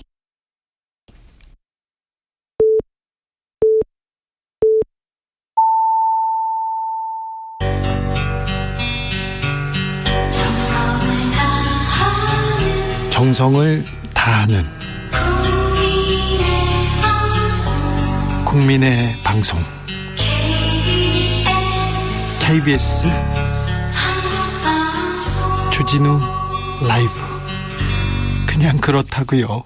주진우 라이브 2부 시작했습니다. 지역에 따라 2부부터 들으시는 분들 계시죠? 잘 오셨습니다. 지금 막 드신 분들 어서 오십시오. 못 들은 일부 방송은 방송이 끝난 후 유튜브에서 주진우 라이브 검색하시면 들으실 수 있습니다. 일부에 깨알 정보 많이 있으니까 꼭 들어보세요. 라디오 정보센터 먼저 다녀오겠습니다. 조진주 씨. 중앙방역대책본부는 어제 사망한 코로나19 확진자는 총 7명이며 이 중 20대 1명이 포함됐다고 밝혔습니다. 나머지 6명 중 3명은 80세 이상, 2명은 60대, 1명은 70대입니다. 국내 제약사 최초로 코로나19 백신 임상 3상을 수행 중인 SK바이오사이언스가 오는 10월 이후 임상 1, 2상 중간 결과를 공개할 예정입니다. 김진욱 공수처장은 오늘 국회 법제사법위원회에 출석한 자리에서 윤석열 전 검찰총장이 피의자로 입건된 고발사주 의혹 수사와 관련해 최대한 빨리 끝내는 게 선거에 대한 영향을 줄이는 것이라는 입장을 밝혔습니다. 더불어민주당 대선주자 이재명 경기지사는 대장동 사업보다 부산 LCT 사업이 더 큰 문제라고 지적했습니다. 이 지사는 오늘 부산에서 열리는 민주당 대선 후보 부산, 울산, 경남 방송토론에 참석하기 전 지역 공약 발표 기자회견 자리에서 이같이 주장했습니다. 국민의힘은 남측이 이중잣대로 억지를 부리며 트집잡던 과거를 멀리하면 관계 회복을 논의할 용의까지 있다고 언급한 김여정 북한 노동당 부부장의 발언에 대해 오늘 대변인 논평을 내고 굴욕도 이런 굴욕이 없다라며 비판했습니다. 지금까지 라디오 정보센터 뉴스였습니다.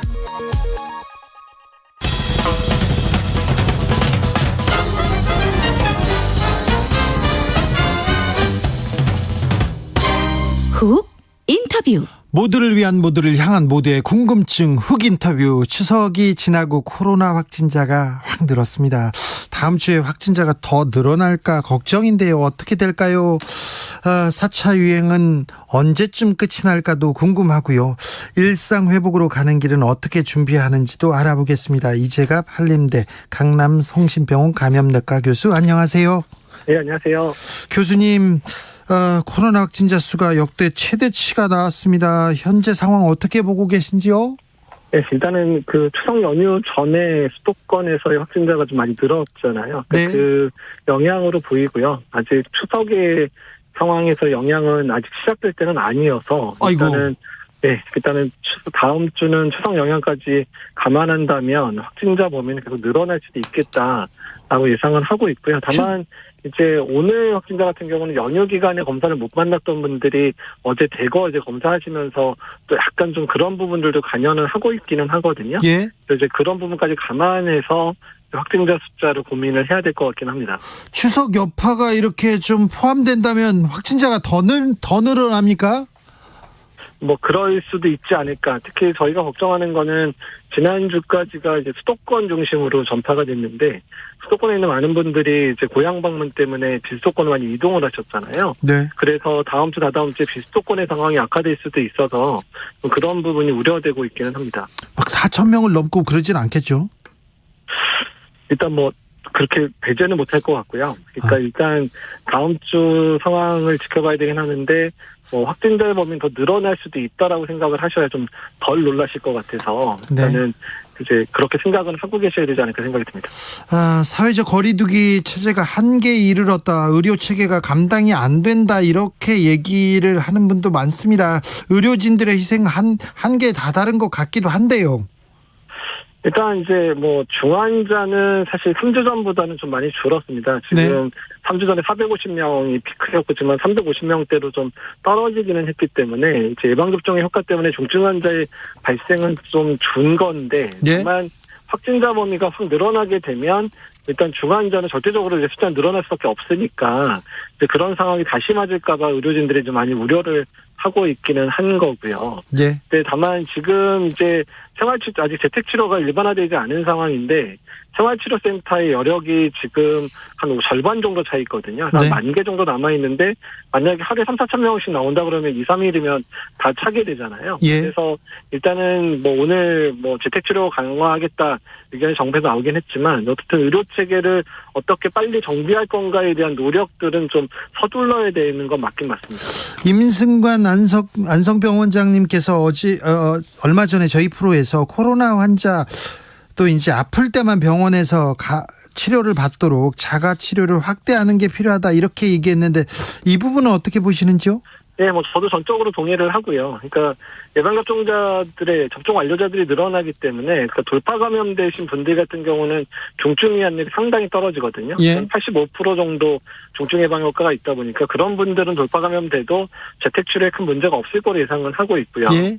그다음에 젊은 층에서 무증상이나 경증 환자 같은 경우에 증상이 악화되는 부분만 잘 관찰을 하고 조심한다면 재택치료가 가능할 거는 같습니다. 그래서 점진적으로 재택치료의 그런 그 범위를 확대하는 부분들은 당연히 지금 이행이 돼야 되는 부분이고요. 그러니까 이 코로나 전략이 시행이 되다 보면 당연히 확진자 숫자는 줄지 않고도 늘어날 가능성을 분명히 대비를 해야 되거든요. 그래서 지금처럼 모든 확진자가 격리되는 이런 상황들은 앞으로는 힘든 상황이 될 가능성이 상당히 높습니다. 네. 1065님께서 방역 단계를 조금만 느슨하게 풀어줘도 그것이 수배로 확진자가 늘어버리니 정말 무서울 따름입니다. 큰 피해에도 불구하고 셧다운이 필요해 보이는데 교수님 생각하시는 최단 기간 코로나 종식 방법은 뭐가 있을까요? 이렇게 물어봅니다. 그러니까 일단 코로나는 종식된다는 거는 이제는 어려울 거라고 이제 델타 변이의 출현 때문에 백신 접종만으로는 이제 종식은 어려워질 거고요. 다만 우리가 코로나가 유행을 하더라도 앞으로 어떻게 안전하게 살 건가를 고민해야 되고 그런 상황을 만들어가야 되는 시기라고 보시면 되거든요. 그러니까 코로나가 아무리 유행을 하더라도 우리가 코로나에 걸려도 죽지 않고 코로나에 걸려도 중환자가 안 되고 또 코로나에 걸리더라도 일상생활에 큰 방해가 안 되는 그런 상황을 만들 수 있으면 우리가 코로나를 더 두려워하지 않는 상황을 만들 수 있잖아요. 그래서 관리 가능한 상황으로 만들어가는 게 어쩌면 종식을 만드는 것보다 더 빠른 길일 수도 있습니다. 네, 백신 접종이 좀 중요한 것 같습니다. 백신 접종률이 변수가 될까요?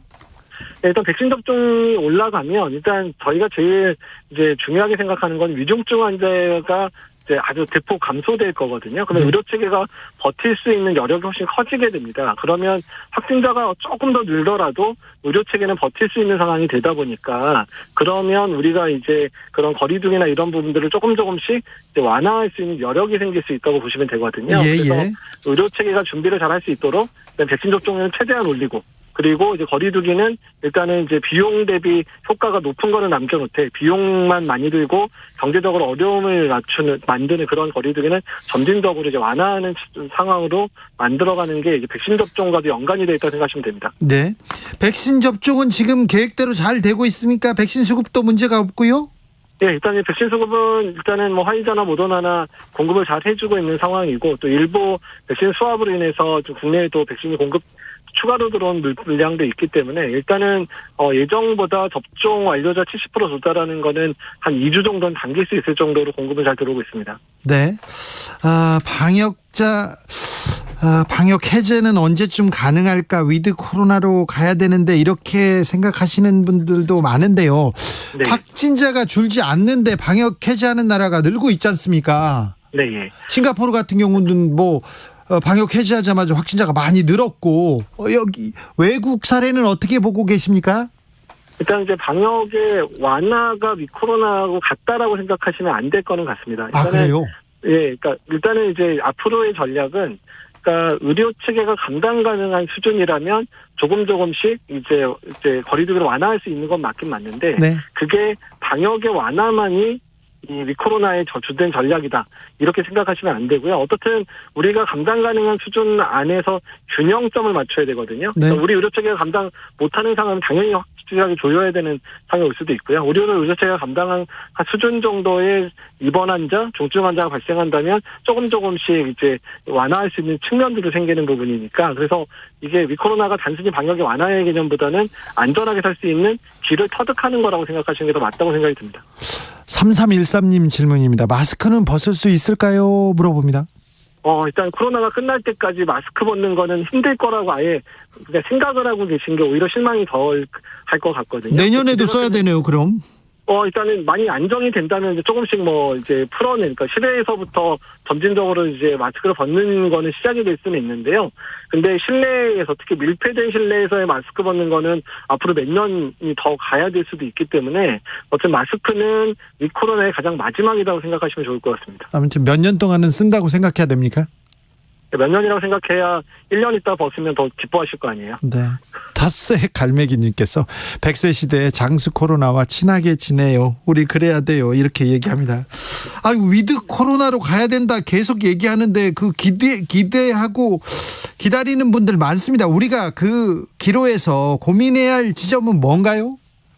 일단 이제 위코로나라고 하는 부분을 자꾸 이제 계속 말씀드리고 방역의 완화라고 생각하면 오히려 사실 그게 더 현실감이 있긴 있지만 그러기보다는 앞으로 우리가 어떻게 안전하게 살 건가에서 우리의 삶의 패턴들을 좀 바꾸는 작업들이 필요하거든요. 그래서 실내에서 마스크 착용하는 것뿐만 아니라 환기가 잘 되는 공간, 다중이용시설은 되도록 환기가 잘 되는 구조를 만들어야 되는 부분들도 필요하고 의료체계도 정비해야 되고 또 국민들이 이런 코로나 상황에서 확진이 되더라도 이제 재택치료가 가능하다는 부분들도 인정하는 공감대 부분도 상당히 많이 필요합니다. 그래서 일단 국민들과 정부, 전문가들이 이렇게 공감대를 얻어가면서 점진적으로 추구할 수밖에 없다라고 이해하시고 그 기간이 단순히 딱 어떤 시점에 시작해서 특정 기간이 끝나는 게 아니라 상당 기간 걸릴 수 있는 아주 천천히 이행되는 그런 상황이 될 거라고 이해를 해주시면 좋을 것 같습니다. 알겠습니다. 선생님, 위드 코로나라는 말을 쓰지 말아야 할까요? 어떤 용어가 적합할까요?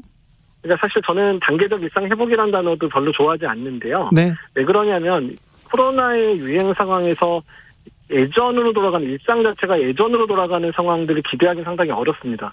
어쩌면 바뀌어진 일상을 새로 만들어야 되는 상황이기 때문에 그냥 위코로나는 당연히 갈 수밖에 없는 길이고요. 위코로나 안에서 우리가 어떻게 코로나 상황 속에서도 안전하게 살지를 새로 만들어간다. 이렇게 생각해 주시는 게 위코로나의 진정한 정의라고 생각하시면 좋을 것 같습니다. 알겠습니다. 5622님께서 마스크는 영원히 써야 될 것 같아요 얘기하시고 조혜숙님은 저는 오늘 KF94 마스크 100장 또 주문했습니다. 그냥 포기하고 마스크 쓸래요. 마스크 쓰니까 감기도 안 걸려요. 그렇죠. 이렇게 생각해야 됩니다. 네, 마스크 쓰고 손 잘 씻고 그러니까 감기 안 걸리고 나 건강하다 이렇게 생각하는 게 좋을 것 같습니다. 예, 그렇게 생각하시는 게 오히려 1, 2년 동안 정신건강에 상당히 도움이 될 거라 생각을 하고 있습니다. 네. 또 정신건강에 좋은 게 뭐 있습니까? 일단은 어떻든 코로나가 지금처럼 유행을 하더라도 네. 우리는 코로나 상황 속에서 우리의 살 길을 분명히 찾을 수 있을 거거든요. 네. 그러니까 그 시기가 멀지 않았다라고 생각하시고 일단 준비하고 노력하면 될 거라고 기대를 좀 해주시면 좋을 것 같습니다. 네. 그게 되나 적당히 덕질하는 개님입니다. 이게 그 이름이세요. 네, 근데 예. 어몽 코로나 어떻습니까? 어몽 코리나 아니 죄송합니다. 조성빈님 아이들이 요즘 학교 가는 게 확진 소식이 많이 들려서 불안합니다. 초등학교 아이들 접종계 검토되고 있는지 궁금합니다. 초등학교 아이들 걱정이 됩니다. 예, 지금 이제 5에서 11세에 대한 임상 연구가 화이자 백신이 이제 맞춰가는 것 같고요. 이제 미국 내에서 5에서 11세에 대한 허가를 신청할 것 같습니다. 그래서 미국 내 허가가 되면 우리나라 내에서도 이제 그에 대한 이제 그 접종을 할 건지 말 건지에 대한 결정을 하게 될 것 같은데 조금 많은 고민들이 좀 필요하거든요. 안전한지 또는 어떤 유익이 있는지 이런 부분들을 잘 비교를 해야 되기 때문에 그 부분들은 올해 말에 내년 초에 결정되지 않을까. 특히 초등학생들에 대해서는. 네. 추석 연휴를 마치고 좀 우리가 다시 방역에 대해서 좀 경각심을 가져야 될 것 같습니다. 이를 위해서 국민들께 한 말씀 부탁드리겠습니다. 예, 그러니까 유행 상황이 길어지기 때문에 많이 지치시고 힘드실 거는 아는데 다만 우리가 코로나를 지금까지 잘 이겨내고 버텨오고 있으셨잖아요. 그래서 네. 앞으로의 길이 지금보다는 훨씬 나은 길을 갈 거기 때문에 일단 조금 더 노력하고 함께 용납하고 이해하면서 좀 지내셨으면 좋겠습니다. 지금까지 이재갑 한림대 교수였습니다. 감사합니다. 예, 감사합니다. 주진우 라이브 훅 인터뷰 이어가겠습니다. 문재인 대통령이 방미 일정을 마치고 돌아왔습니다. 유엔 총회에서 연설을 했고요. 하와이에서는 전쟁 영웅을 71년 만에 고향으로 모셔오기도 했습니다. 이번 3박 5일 동안의 방미 성과는 무엇인지 알아보겠습니다. 미국 순방길 함께한 박경미 청와대 대변인 안녕하세요. 네, 안녕하세요. 어제 밤에 오셨죠? 네, 어제 밤에 왔습니다. 피곤하시겠습니다. 네, 3박 5일 뉴욕과 호놀룰루의 빡빡한 일정이었습니다. 참모진도 이렇게 힘든데 행사마다 연설하고 또 지도적 발언을 하셔야 되는 대통령 얼마나 힘드셨을까 싶습니다. 이번 순방 그 비행 시간이 35시간이 넘는데요. 뉴욕에서는 잠깐 좀 말씀드리면요. 네. 유엔 총회와 SDG 모멘트 연설, 또 영국, 슬로베니아, 베트남과의 정상회담, 또 화이자 회장, 유엔 사무총장 접견, 언론 인터뷰도 했잖아요. 인터뷰, 네, 맞습니다. 그리고 한미 백신 협력 협약, 또 하와이로 가서는 펀치볼 국립묘지 참배, 독립유공자 훈장 추서식, 또 한미 유해 상호 인수식, 그리고 서울공항에서 유해 봉환식까지 14개의 일정을 소화하는 숨가쁜 시간이었습니다. 네. 올해 대통령 휴가도 못 가셨는데 추석 연휴도 반납하신 거죠. 물론 뭐 저도 마찬가지입니다만. 뉴욕에서 좀 짬은 없었습니까? 뭐 다른데 좀 뭐 그런 시간이 거의 없었습니다. 그런 시간은 없습니까? 임기 5년 동안 유엔 총회 5번 참석입니다. 유엔의 총회에는 계속 개근입니다. 네, 개근하셨죠. 좀 특별하게 유엔에 의미를 두시는 건가요? 네, 올해의 경우는 그 남북 동시 유엔 가입 30주년이니까 꼭 가셔야 했죠. 대통령님 출국하실 때 매신 넥타이가 빨간색과 청색 사선이 교대로 있는 넥타이였는데요. 남북 정상이 두 손 맞잡고 유엔 총회에 참석하지는 못했지만 저는 넥타이에 그런 바람을 담으셨다고 생각을 합니다. 예. 그리고 이게 말씀드리고 싶은 건요. 우리 언론이 주로 미국, 일본, 중국과 외교에 대해서만 큰 관심을 보여왔는데 이제는 UN, 또 G20, APEC, 아세안 같은 다자 외교에도 관심을 가져주셨으면 좋겠습니다. 네, 그렇죠. 네. 네. 그렇죠. 미국만 있는 게 아니죠. 중국만 있는 게 아니고요. 네. 그런데 이번 유엔 총회에는 뭐 정상들 많이 가지 않았더라고요. 비대면으로 화상회의로 이렇게 개최됐는데 문 대통령이 현지에 직접 참석한 이유는 뭡니까? 네, 화상과 대면을 그 하이브리드로 이렇게 결합시키기는 했지만 사실 많은 분들이 참석은 하셨습니다. 그리고 이번 유엔 총회를 앞두고 유엔 사무국이 대면 참석 절차를 전 회원국에게 안내한 바 있고요. 참석 직접 하신 분이 문재인 대통령뿐 아니라 미국 바이든 대통령, 영국 존슨 총리, 또 독일 슈타인마이어 대통령, EU 샤를 미셸 상임의장 등 40여 개 주요국 정상급 인사가 직접 참석해서 대면 기조 연설을 했거나 하시게 그렇군요. 됩니다. 네.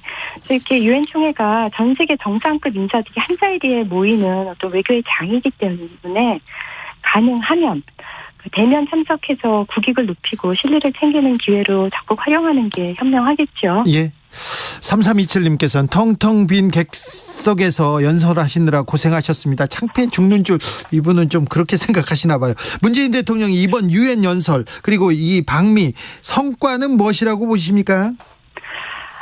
크게 4가지로 정리해 볼 수 있을 것 같은데요. 첫 번째는 유엔 총회 연설에서 전쟁 불용, 상호 안전보장, 공동번역의 3가지 원칙 재강조하고 또 이와 함께 종전선언을 말씀하셨죠. 그렇죠. 그러니까 결국 상생과 협력의 한반도를 위해 최선을 다하겠다는 점 확인하신 거고요.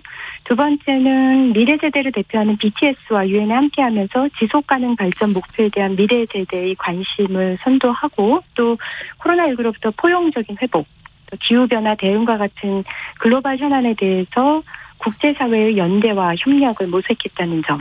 그리고 세 번째는 화이자 회장 접견과 한미 백신 협약 체결을 통해서 안정적인 백신 공급과 글로벌 백신 허브로의 도약을 추진한 것. 그것도 매우 중요하겠죠. 마지막으로는 한국 참전 용사들의 유해를 봉환하고 또 해외에서 독립운동에 헌신하신 분들에게 직접 훈장 드리면서 최고의 예우를 했다는 점입니다. 자, 종전선언에 대해서 언급하자 북한에서도 응답을 했어요. 여기에 대해서는 앞으로 어떤 노력이 필요하다고 보십니까? 네, 문재인 대통령이 이제 유엔 총회 연설에서 종전선언을 언급하신 게 3번째죠. 그리고 어제 그 기내 기자 간담회 때 질문을 받고 이렇게 말씀하셨어요. 종전선언은 평화협정의 입구라고. 다시 말해서 이 종전선언은 한반도 평화 프로세스의 문이 될 텐데요.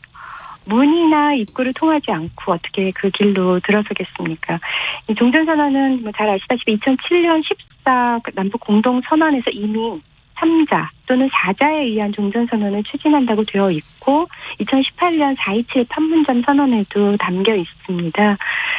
그래서 좀 오늘 낮에 나온 김여정 부부장 담화에는 그 종전선언은 흥미있는 제안이고 좋은 발상이다. 또 종전선언은 나쁘지 않다. 이제 이런 내용이 담겨 있는데요. 이 북한도 종전선언의 필요성을 인정하고 있고 또 앞서 말씀드린 바와 같이 판문점 선언과 평양 공동선언에서 이미 합의한 바가 있다는 점 상기시켜 드립니다. 평화의 문을 열 수도 있을 것 같은데요. 그리고 남북대화의 물꼬를 틀 수도 있을 것 같은데 가야죠. 그런데 이준석 대표가 미국에 이렇게 가서 미국 측 인사들이 종전선언 성급하고 무리한 제안이다 이렇게 얘기하던데요. 네, 이준석 대표 발언에 대해서는 그냥 팩트에 기반해서 말씀드리겠습니다. 미측 인사들이 종전선언이 성급하고 무리한 제안이다 뭐 이런 식으로 발언했다고 그렇게 했다는 것을 인용했다고 하는데요. 미국 국방부 브리핑, 이게 미국 정부 입장이죠. 그게 이제 우리는 종전선언에 대한 논의에 열려 있다. 비핵화를 달성하기 위해 북한과의 외교와 대화에도 전념하고 있다. 이렇게 말했습니다. 그래서 미국에도 뭐 다양한 의견이 있겠죠. 그래도 중요한 게 미국 정부의 공식 입장 아니겠습니까? 그냥 미국에 있는 또 다른 다양한 의견들을 들으신 걸로 생각합니다. 네. 야당에서는 좀 기분이 나쁜 것 같은데, 그 얘기는 안 하시네요. 자, BTS 이번 그 유엔 총회 화제는 당연히 BTS였습니다. BTS의 연설 훌륭했고요. 공연 와 대단했습니다. 그런데 조선일보를 비롯한 일부 언론에서는 연예인 마케팅 너무 심하다, 너무 숟가락 얹는 거 아니냐 이런 비판도 있습니다. 네, 뭐 그런 비판을 하시는 분도 간혹 계시죠. 네, SD 모멘트는 Substantial Development Goals, 그러니까 지속 가능 발전 목표를 논의하는 고위급 회의인데요. 개회식에 문재인 대통령과 BTS가 유엔으로부터 초청을 받아서 함께 하신 겁니다. 그러니까 우리가 손들어서 우리 갈게요 한 게 아니라요. 유엔에서 그렇게 요청을 한 거예요. 근데 SDG 모멘트 개회식에는 회원국 정상으로는 유일하게 문재인 대통령이 연설을 하셨고 또 BTS가 돌아가면서 발언을 했습니다. 뭐 이 BTS는요, 그 세계적인 K-팝 그룹 그 이상이잖아요. 그러니까 BTS 노래 Life Goes On 보면 그 코로나에 지친 세계인들에게 위로를 줬고 또 Permission to Dance는 수화를 섞어서 안무를 함으로써 차별을 넘어서 보편적인 인류애를 노래한 거죠. 그게 바로 선한 영향력이 아닐까 싶습니다. 네, 이번에 그 BTS의 이 퍼포먼스나 연설 중에 대변인께서는 어떤 점이 가장 기억에 남습니까? 아마 많은 분들의 마음속에 남아있는 말일 것 같은데요. 그 자신들은 lost generation, 잃어버린 세대가 아니라 welcome generation, 환영받는 세대라고 말한 거예요. 그리고 저는 그 permission to dance UN 본부 건물의 그 내부와 외부를 배경으로 찍은 동영상 있잖아요. 쭉 이렇게 한번 휘젓고 다니는데 너무 멋있더라고요. 글쎄요. 그러니까 저는 BTS가 뉴욕 도착해서 바로 찍고 하루 만에 편집해서 그 다음날 나온 거예요. 근데 이 회의장 내부가 되면 이 안무도 많이 달라질 텐데 어떻게 이렇게 신속하게 했을까 정말 감탄사가 절로 나오더라고요. 알겠습니다. BTS 억지로 지금 데려간 거 아니죠? 아닙니다. 대변인께서 끌고 간 거 아니죠? 유엔에서 초청하신 겁니다. 유엔에서 그리고 데리고 가고 싶다고 해서 데리고 갈 수 있는 데가 아닙니다. 네. 그렇죠. 저 문재인 대통령하고 BTS는 미국 방송 인터뷰도 같이 하더라고요. 네, ABC 방송의 굿모닝 아메리카하고 나이트라인 이 두 프로가요. 아침 저녁 방송에서 동시간대 시청률이 가장 높은 프로들입니다. 그리고 사회자도 주목해봐야 하는데 주주장이라는 분이 한국계 미국인으로 이제 가장 성공한 것을 주신가요? 방송 주주장이요. 네, 장씨군요. 죄송합니다. 제가 그날 녹화 현장에 있었는데 분위기가 정말 훈훈했습니다. 그 훈훈함은 그 뉴욕 시간으로 24일 아침하고 25일 밤에 방송되니까 나중에 보시면 좋을 것 같고요. 제가 한번 이번에 좀 퀴즈를 내보고 싶어요. 퀴즈요? 네. 혹시 BTS 상징색이 뭔지 아세요? 네. 저 알아요. 저는 BTS 좋아해가지고요. 김재동 씨하고 저하고 BTS 좋아해가지고 애국사 소년단이라고 만들어가지고 둘이서 활동했었어요. 보라색이죠, 보라색. 네네네. BTS가 지난주에 청와대에서 미래세대와 문화를 위한 대통령 특별사절 임명장 받았잖아요. 네. 대통령께서 보라색 넥타이를 매셨어요. 그리고 제가 BTS 특사 임명에 대한 대변인 브리핑 할 때 보라색 정장을 입어서 아미들에게 센스 있다라는 감사 인사를 듣기도 했습니다. 그래요? 어디 여기서 갑자기 자랑질을 하세요? 아니 사실 청와대에서는 무채색 옷을 주로 입는데 그날 튀는 색임에도 불구하고 BTS에 대한 오마주로 보라색을 입었습니다. 알겠습니다. 저는 BTS에서 B를 좋아합니다. 그렇습니까? 제가 보라해라는 노래 듣지 않습니까? 알겠습니다. 그만할게요. 1333님께서 자랑할 BTS가 있는 게 국격이다 얘기하셨고, 심은정님, 아미가 아닌 저도 BTS의 UN 건물에서 공연 10번 정도 돌려봤어요. 볼 때마다 소름이 쫙, 눈물도 글썽글썽, 정말 감동이었습니다. 그러게요. UN 무대를 가지고 휘젓고 다니는 대한민국의 젊은 세대들, 자랑스럽기도 했습니다. 양자회담 있었어요. 영국 정상도 만나고 슬로베니아, 베트남과도 가지셨는데 좀 이 국가와의 정상회담은 어떤 의미가 있었습니까? 네, 우리가 20여 개국으로부터 양자회담 요청을 받았고 그중에서 이제 3개 국가를 엄선한 건데요. 우선 영국이요. 지난 G7 계기에 정상회담을 했는데 영국 측 요청으로 100일 만에 이제 또 한 겁니다. 영국 쪽에서 하자고 했어요? 네. 여담으로 말씀드리면 존슨 총리가 리액션이 정말 좋아요. 리액션이요? 네. 그러니까 G7 정상회담 때도 느꼈는데 문재인 대통령 말씀하실 때 계속 끄덕끄덕 또 무릎을 치기도 하고 또 감탄사를 연발하면서 추임새를 넣기도 하고요. 이번 정상회담에서 영국은 백신 수합 100만 도스 발표했죠. 그리고 11월 초에 글래스고에서 COP26이라고요.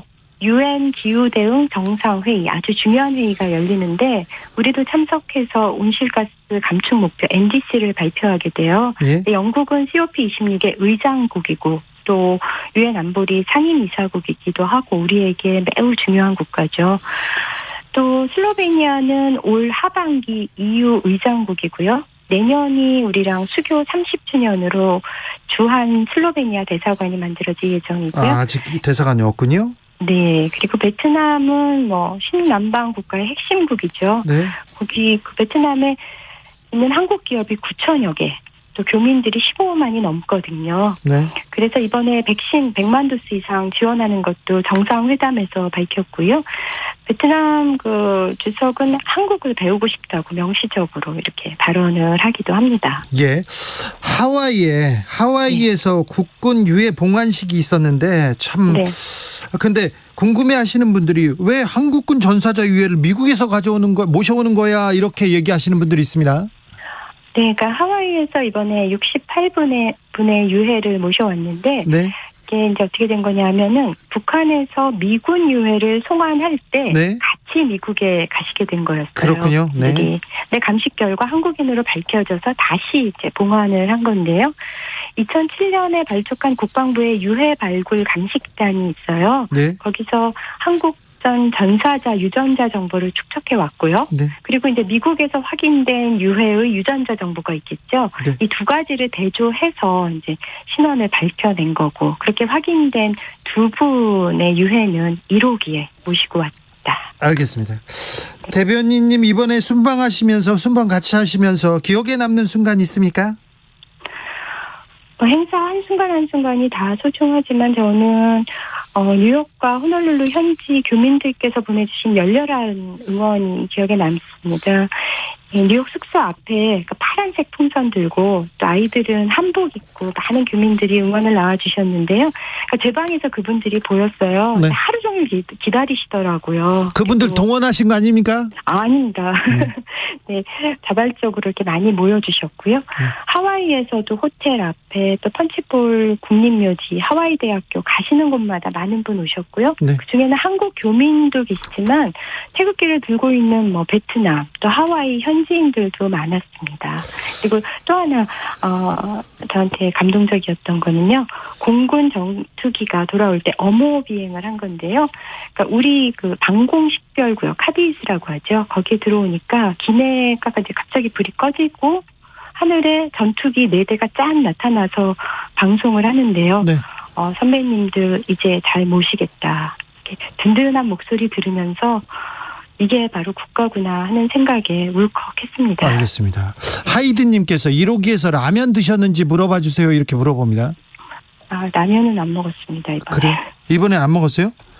네, 기내에서 라면이 많이 당기죠. 네. 먹기도 하는데 이번엔 참았습니다. 탁현민 비서관은 맨날 순방만 가면 라면 사진을 보내요. 자기는 라면만 먹는다고 고생한다고. 이거 이번에 라면 아닌 거 드시던데. 그래요? 네, 알아봐야 되겠습니다. 자, 코로나 유행 심각한데요. 추석 연휴가 끝나자마자 확진자가 대폭 늘었습니다. 정부에서 좀 기존의 거리두기 체계나 방역 정책 변화 고려하고 있는지 궁금합니다. 네, 앞서 또 이재갑 전문가께서 또 말씀하시던데요. 네.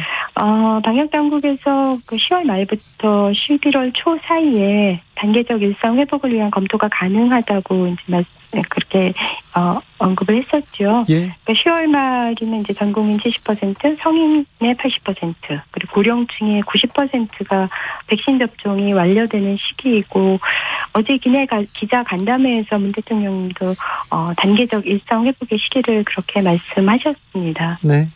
되면 이제 새로운 방역 체계가 좀 필요하겠죠. 네. 문재인 대통령 가까이서 모시면서요. 네. 이 부분은 아닌 것 같아. 이 부분은 고쳤으면 좋겠어요. 그런 거 있습니까? 아직까지 발견하지 못했습니다. 이거 참 모범 답안을 또 준비하셔 놓으셨군요. 당황은 조금 하셨습니다만. 조현수님께서 요즘 10대들은 BTS 영상을 보고 유엔이 그렇게 대단한 곳이야 이렇게 얘기한답니다. 그렇군요. 10대들은 그렇게 읽고 있군요. 지금까지 박경미 청와대 대변인이었습니다. 네, 함께해 주셔서 감사합니다. 감사합니다. 네. 교통정보센터 다녀오겠습니다. 김민희 씨. 추석 연휴를 끝낸 첫 금요일 퇴근 정체는 평소보다 덜한데요. 그래도 주요 상습 정체 구간을 중심으로는 더딘 흐름 길게 이어지고 있습니다. 서해안고속도로 서울 방면으로는 모두 26km 구간에서 정체입니다. 서평택 분기점에서 팔탄 분기점 사이와 비봉에서 매송 부근, 다시 일찍에서 금천 사이로 속도 줄여 지납니다. 경부고속도로 서울 방면으로도 모두 21km 구간에서 정체되는 가운데 영남권에서는 금호 분기점 부근에서만 짧게 정체고요. 이후 정체는 경기권을 진입하면서부터 시작됩니다. 안성 휴게소에서 오산 사이와 기흥동탄에서 수원 부근, 다시 판교 분기점 일대와 더 가서는 달래내곡에부터 반포 사이로 속도 줄여 지납니다. 서울시내 올림픽대로 공항 쪽으로는 청담대교부터 가양대교까지 정체인데요. 이 구간 지나는 데만 1시간 10분이 넘게 걸리고 있습니다. KBS 교통정보센터였습니다. 정치 피로, 사건 사고로 인한 피로, 고달픈 일상에서 오는 피로. 오늘 시사하셨습니까? 경험해보세요. 들은 날과 안 들은 날의 차이. 여러분의 피로를 날려줄 저녁 한 끼 시사 추진우 라이브.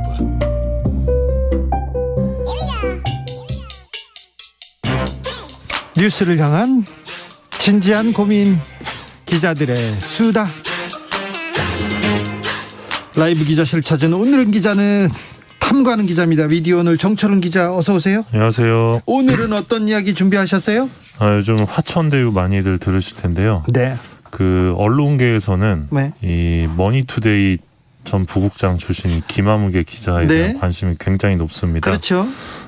이분이 화천대유 지분 100%를 갖고 이 대장동 개발 사업에 참여한 다음에 2019년부터 3년간 이제 5천만 원을 출자했는데 네. 577억 원을 배당을 받은 걸로 드러나서 577억 원을 벌었네요, 일단. 네, 이 기자의 이 놀라운 이 재테크 능력에 네. 대해서 지금 업계에서 관심이 많은데, 네. 근데 신기하게도 중앙일보 보도에 따르면 이 배아무개 전 머니투데이 법조 팀장과 그의 가족도 네. 이 천화동인 7호에 투자금 1,000만 원 정도를 넣어서 약 121억 원을 배당받을 것으로 추정된다, 이런 기사가 또 나왔습니다. 네. 그러니까 둘 다 지금 머니투데이죠. 그렇죠. 머니투데이 법조팀에 있던 사람이에요. 예, 김아무개 전 부국장의 경우는 한국일보 출신으로 머투에 입사해서 주로 법조팀에 있었고 얼마 전까지 있었어요. 예, 그리고 배아무개 전 법조팀장도 마찬가지로 법조에 있었는데 네. 지금 이 관건은 이 기자라는 지위를 이용해서 수익을 올린 거냐, 이게 네. 관건인 것 같습니다.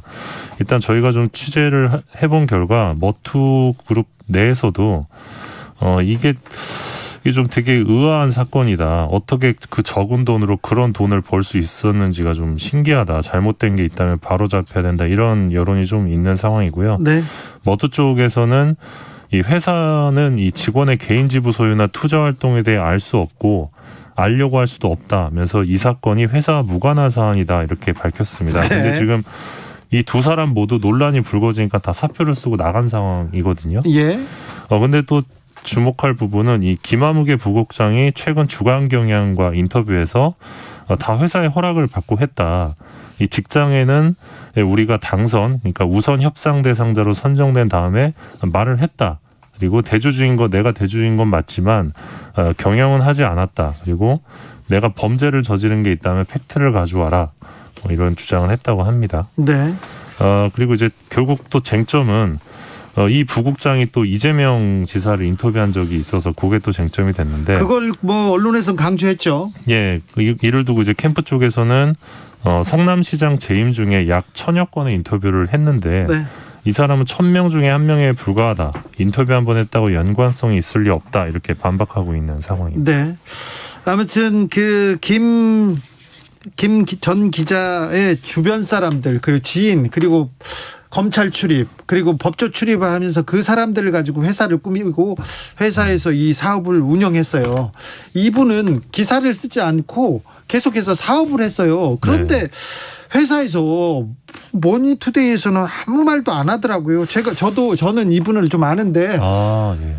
아니 기사 이렇게 안 써도 되냐 이렇게 얘기하니까 거의 자기는 거의 부장검사나 차장검사인 줄 알고 이렇게 회사 생활을 하던 사람입니다. 예, 실제로 기사를 거의 안 쓰셨죠. 안 써요. 예, 취재도 예. 안 하고요. 예. 그리고는 제보를 할 때 저한테 제보를 하곤 했어요. 불러가지고 아주 중요한 내용이 있다고 가보면 이런 사업 관련된 어떤 제보를 가져와서 누구를 좀 조져달라 이런 얘기를 했었는데 조져달라는 얘기는 언론계의 관행적인 용어인데 저희는 그런 얘기 쓰지 않겠습니다. 그런데 원래 이런 쪽 정보가 좀 많으셨던 분인가 보네요. 원래 많았어요. 그리고 그분의 그 법조 네트워크를 가지고 사업을 했는데 만약에 남모 변호사가 그 원래 이 대장동 사업을 하던 사람인데 이분이 구속됐었는데 그때 검사들 그리고 그때 변호사들 이 관계를 보면 그 관계를 처음에 좀 밝히면 이 사건에 좀 단초가 보이지 않을까. 네. 그때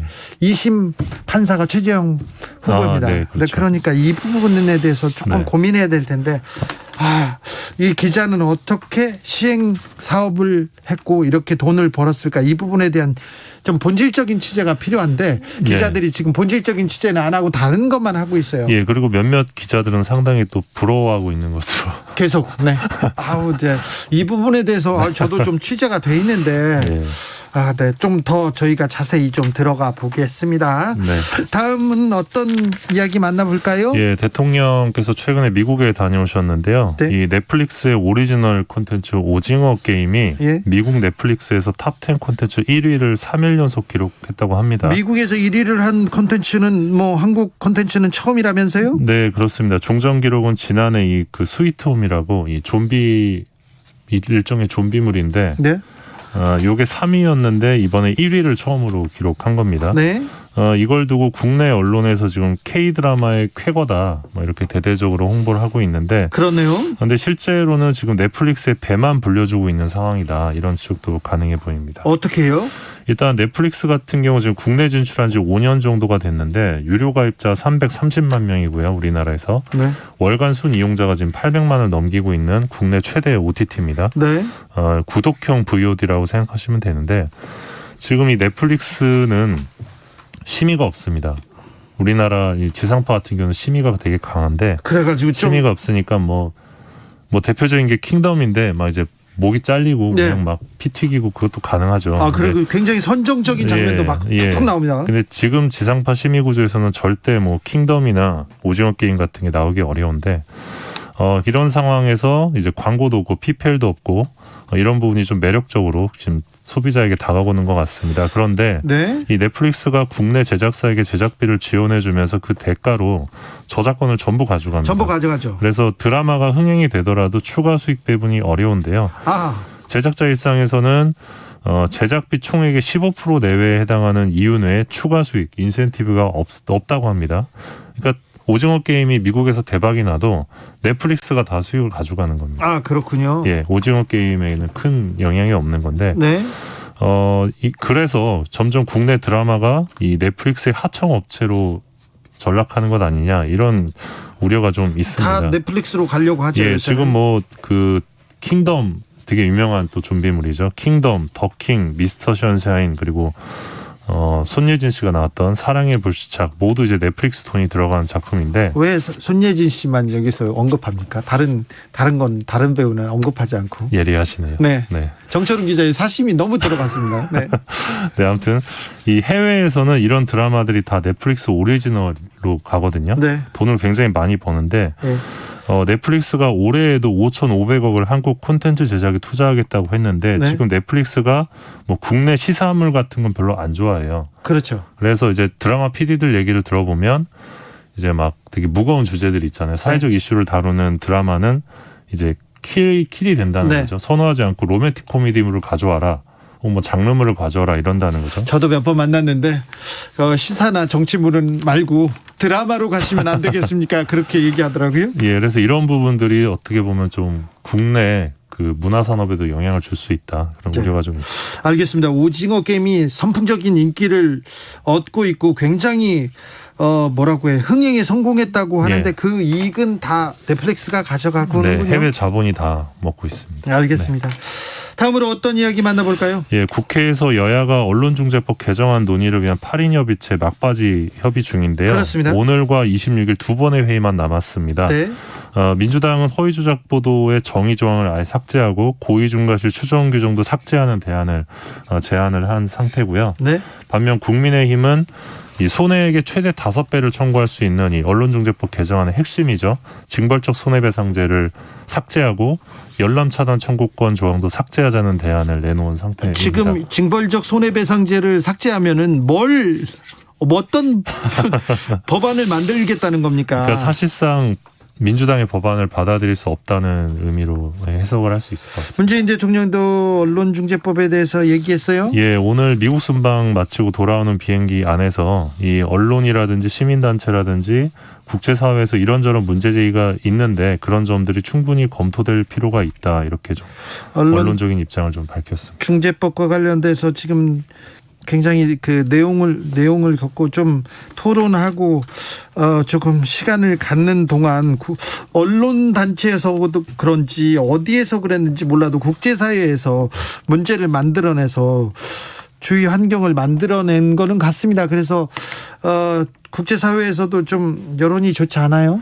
예, 어쨌든 27일 본회의에서 어떻게든 결론이 날 것 같은데 국제사회의 우려도 충분히 공감하는 바이지만 과연 국제사회가 또 한국 언론의 상황, 네. 한국 언론 보도 피해자들의 상황은 또 얼만큼 정확하게 알고 있을지 그 부분 그러게요. 그 부분은 고민이 없는데 자꾸 그런 뉴스만 나와서 조금 이거는 좀 약간 편향적인 거 아닌가 그런 생각도 해봅니다. 5122님께서 오징어 게임 같은 드라마를 넷플릭스 말고 국내 OTT에서 출시하게끔 정부에서 지원을 해야 할 것 같습니다. 얘기하는데 이거 정부가 지원할 일인지는 잘 모르겠습니다. 네, 언론서도 있고 한국에 있는 컨텐츠 제작사도 있고 그런데요. 네, 기자들의 수다 지금까지 미디어 오늘 정철훈 기자와 함께했습니다. 감사합니다. 고맙습니다. 교통정보센터는 안 가고요. 바로 다음 코너로 지나가겠습니다.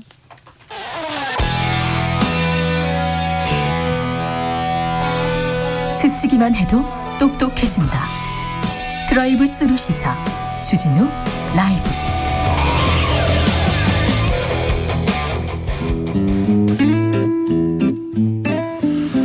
현실의 불이 꺼지고 영화의 막이 오릅니다. 영화보다 더 영화 같은 현실 시작합니다. 라이너의 시사회.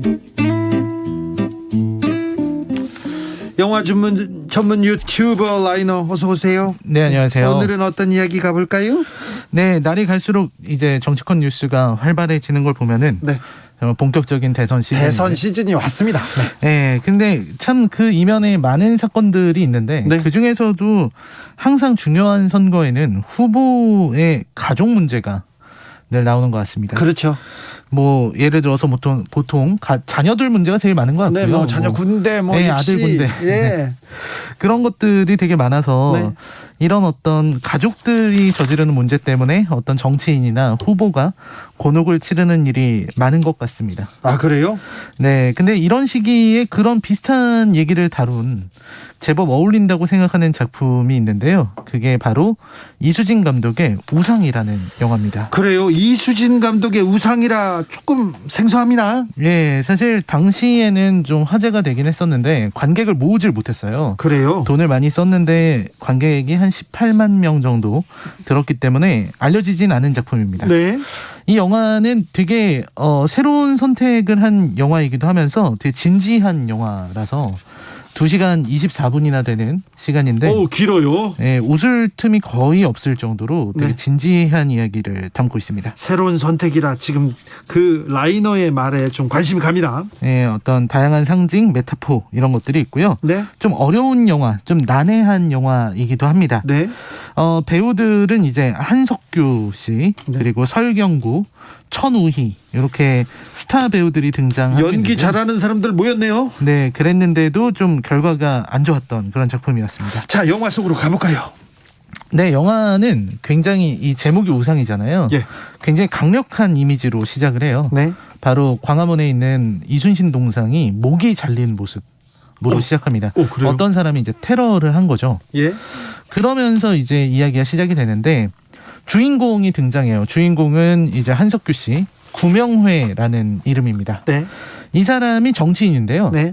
지금은 도의원으로 있는데 네. 굉장히 유력한 사람입니다. 어느 정도 유망하냐면 이제 차기 도지사 선거, 이 사람이 경남도지사 선거에 예비 후보로 나오는데 네. 경남도지사 선거에서 당선이 유력하다. 네. 이렇게 여겨지는 인물이에요. 예. 돈도 많은 사람이고 예. 또 정치적인 이런 수완도 있고 그리고 원자력 발전소 폐지를 주장하는 의원이기도 합니다. 예. 되게 재밌는 설정인데요. 이때 일본에서 돌아온 구명회가 갑자기 아내로부터 다급한 전화를 받습니다. 네. 밖에서 일하고 있는데 빨리 집으로 오라는 거죠. 네. 그래서 밤이 돼서 얼른 집으로 들어갔는데 이제 집안이 난리가 난 겁니다. 예. 차고가 물바다가 돼 있고 그리고 아들은 그 욕실에 가서 씻고 있어요. 네. 그래서 무슨 일인가 해서 보니까 아들이 사고 쳤구나. 사고를 친 겁니다. 네. 어떻게 사고를 쳤냐면 술을 먹고 그 폭주를 하다가 네. 차를 타고 빠르게 달리다가 사람을 쳐서 사람이 쓰러졌는데 네. 너무 겁이 나니까 네. 트렁크에 그 사람을 싣고 와버렸습니다. 아, 그래요? 그리고 그 사람이 지금 숨을 거둔 거죠. 정치인 아들이 지금 뺑소니를 친 사건이네요. 네, 그렇습니다. 이게 교통사고 살인이죠. 그리고 네. 시체를 가져왔기 때문에 이제 시체 유기 요것도 되는 건데요. 예. 그러니까 이제 이 아들 이름은 요한인데 네. 요한이 입장에서는 아버지밖에는 어떻게 할 수 있는 게 없는 거죠. 그래서 아버지 이제 일단 시체를 데려왔어요. 자, 피해자는 누구예요? 이제 피해자가 중요한데 피해자가 바로 그 설경구의 아들입니다. 네. 그러니까 중식이라는 이름인데요. 중식은 그냥 평범하게 살아가는 그냥 말 그대로 평범한 사람이에요. 네. 그리고 아들은 되게 약간 그 좀 장애가 좀 있었던 것 같습니다. 그런 친구였는데 겨우 이제 결혼시켜서 이제 신혼여행을 간 거였어요. 신혼여행을 갔는데 이제 그 신혼여행지에서 교통사고를 당한 거죠. 예. 그래서 죽은 겁니다. 예. 그런 상황이었는데 이제 명예는 이걸 정면 돌파를 하겠다. 너 그냥 자수해라. 자수하고 그러면 내가 뺑소니로 이거 줄여줄 테니까 네. 자수하자. 네. 자기가 이제 아는 사람들 어떻게 동원하고 이제 아들을 데리고 사과를 하러 옵니다. 아, 네. 네, 중식을 만나서 사죄를 하러. 네.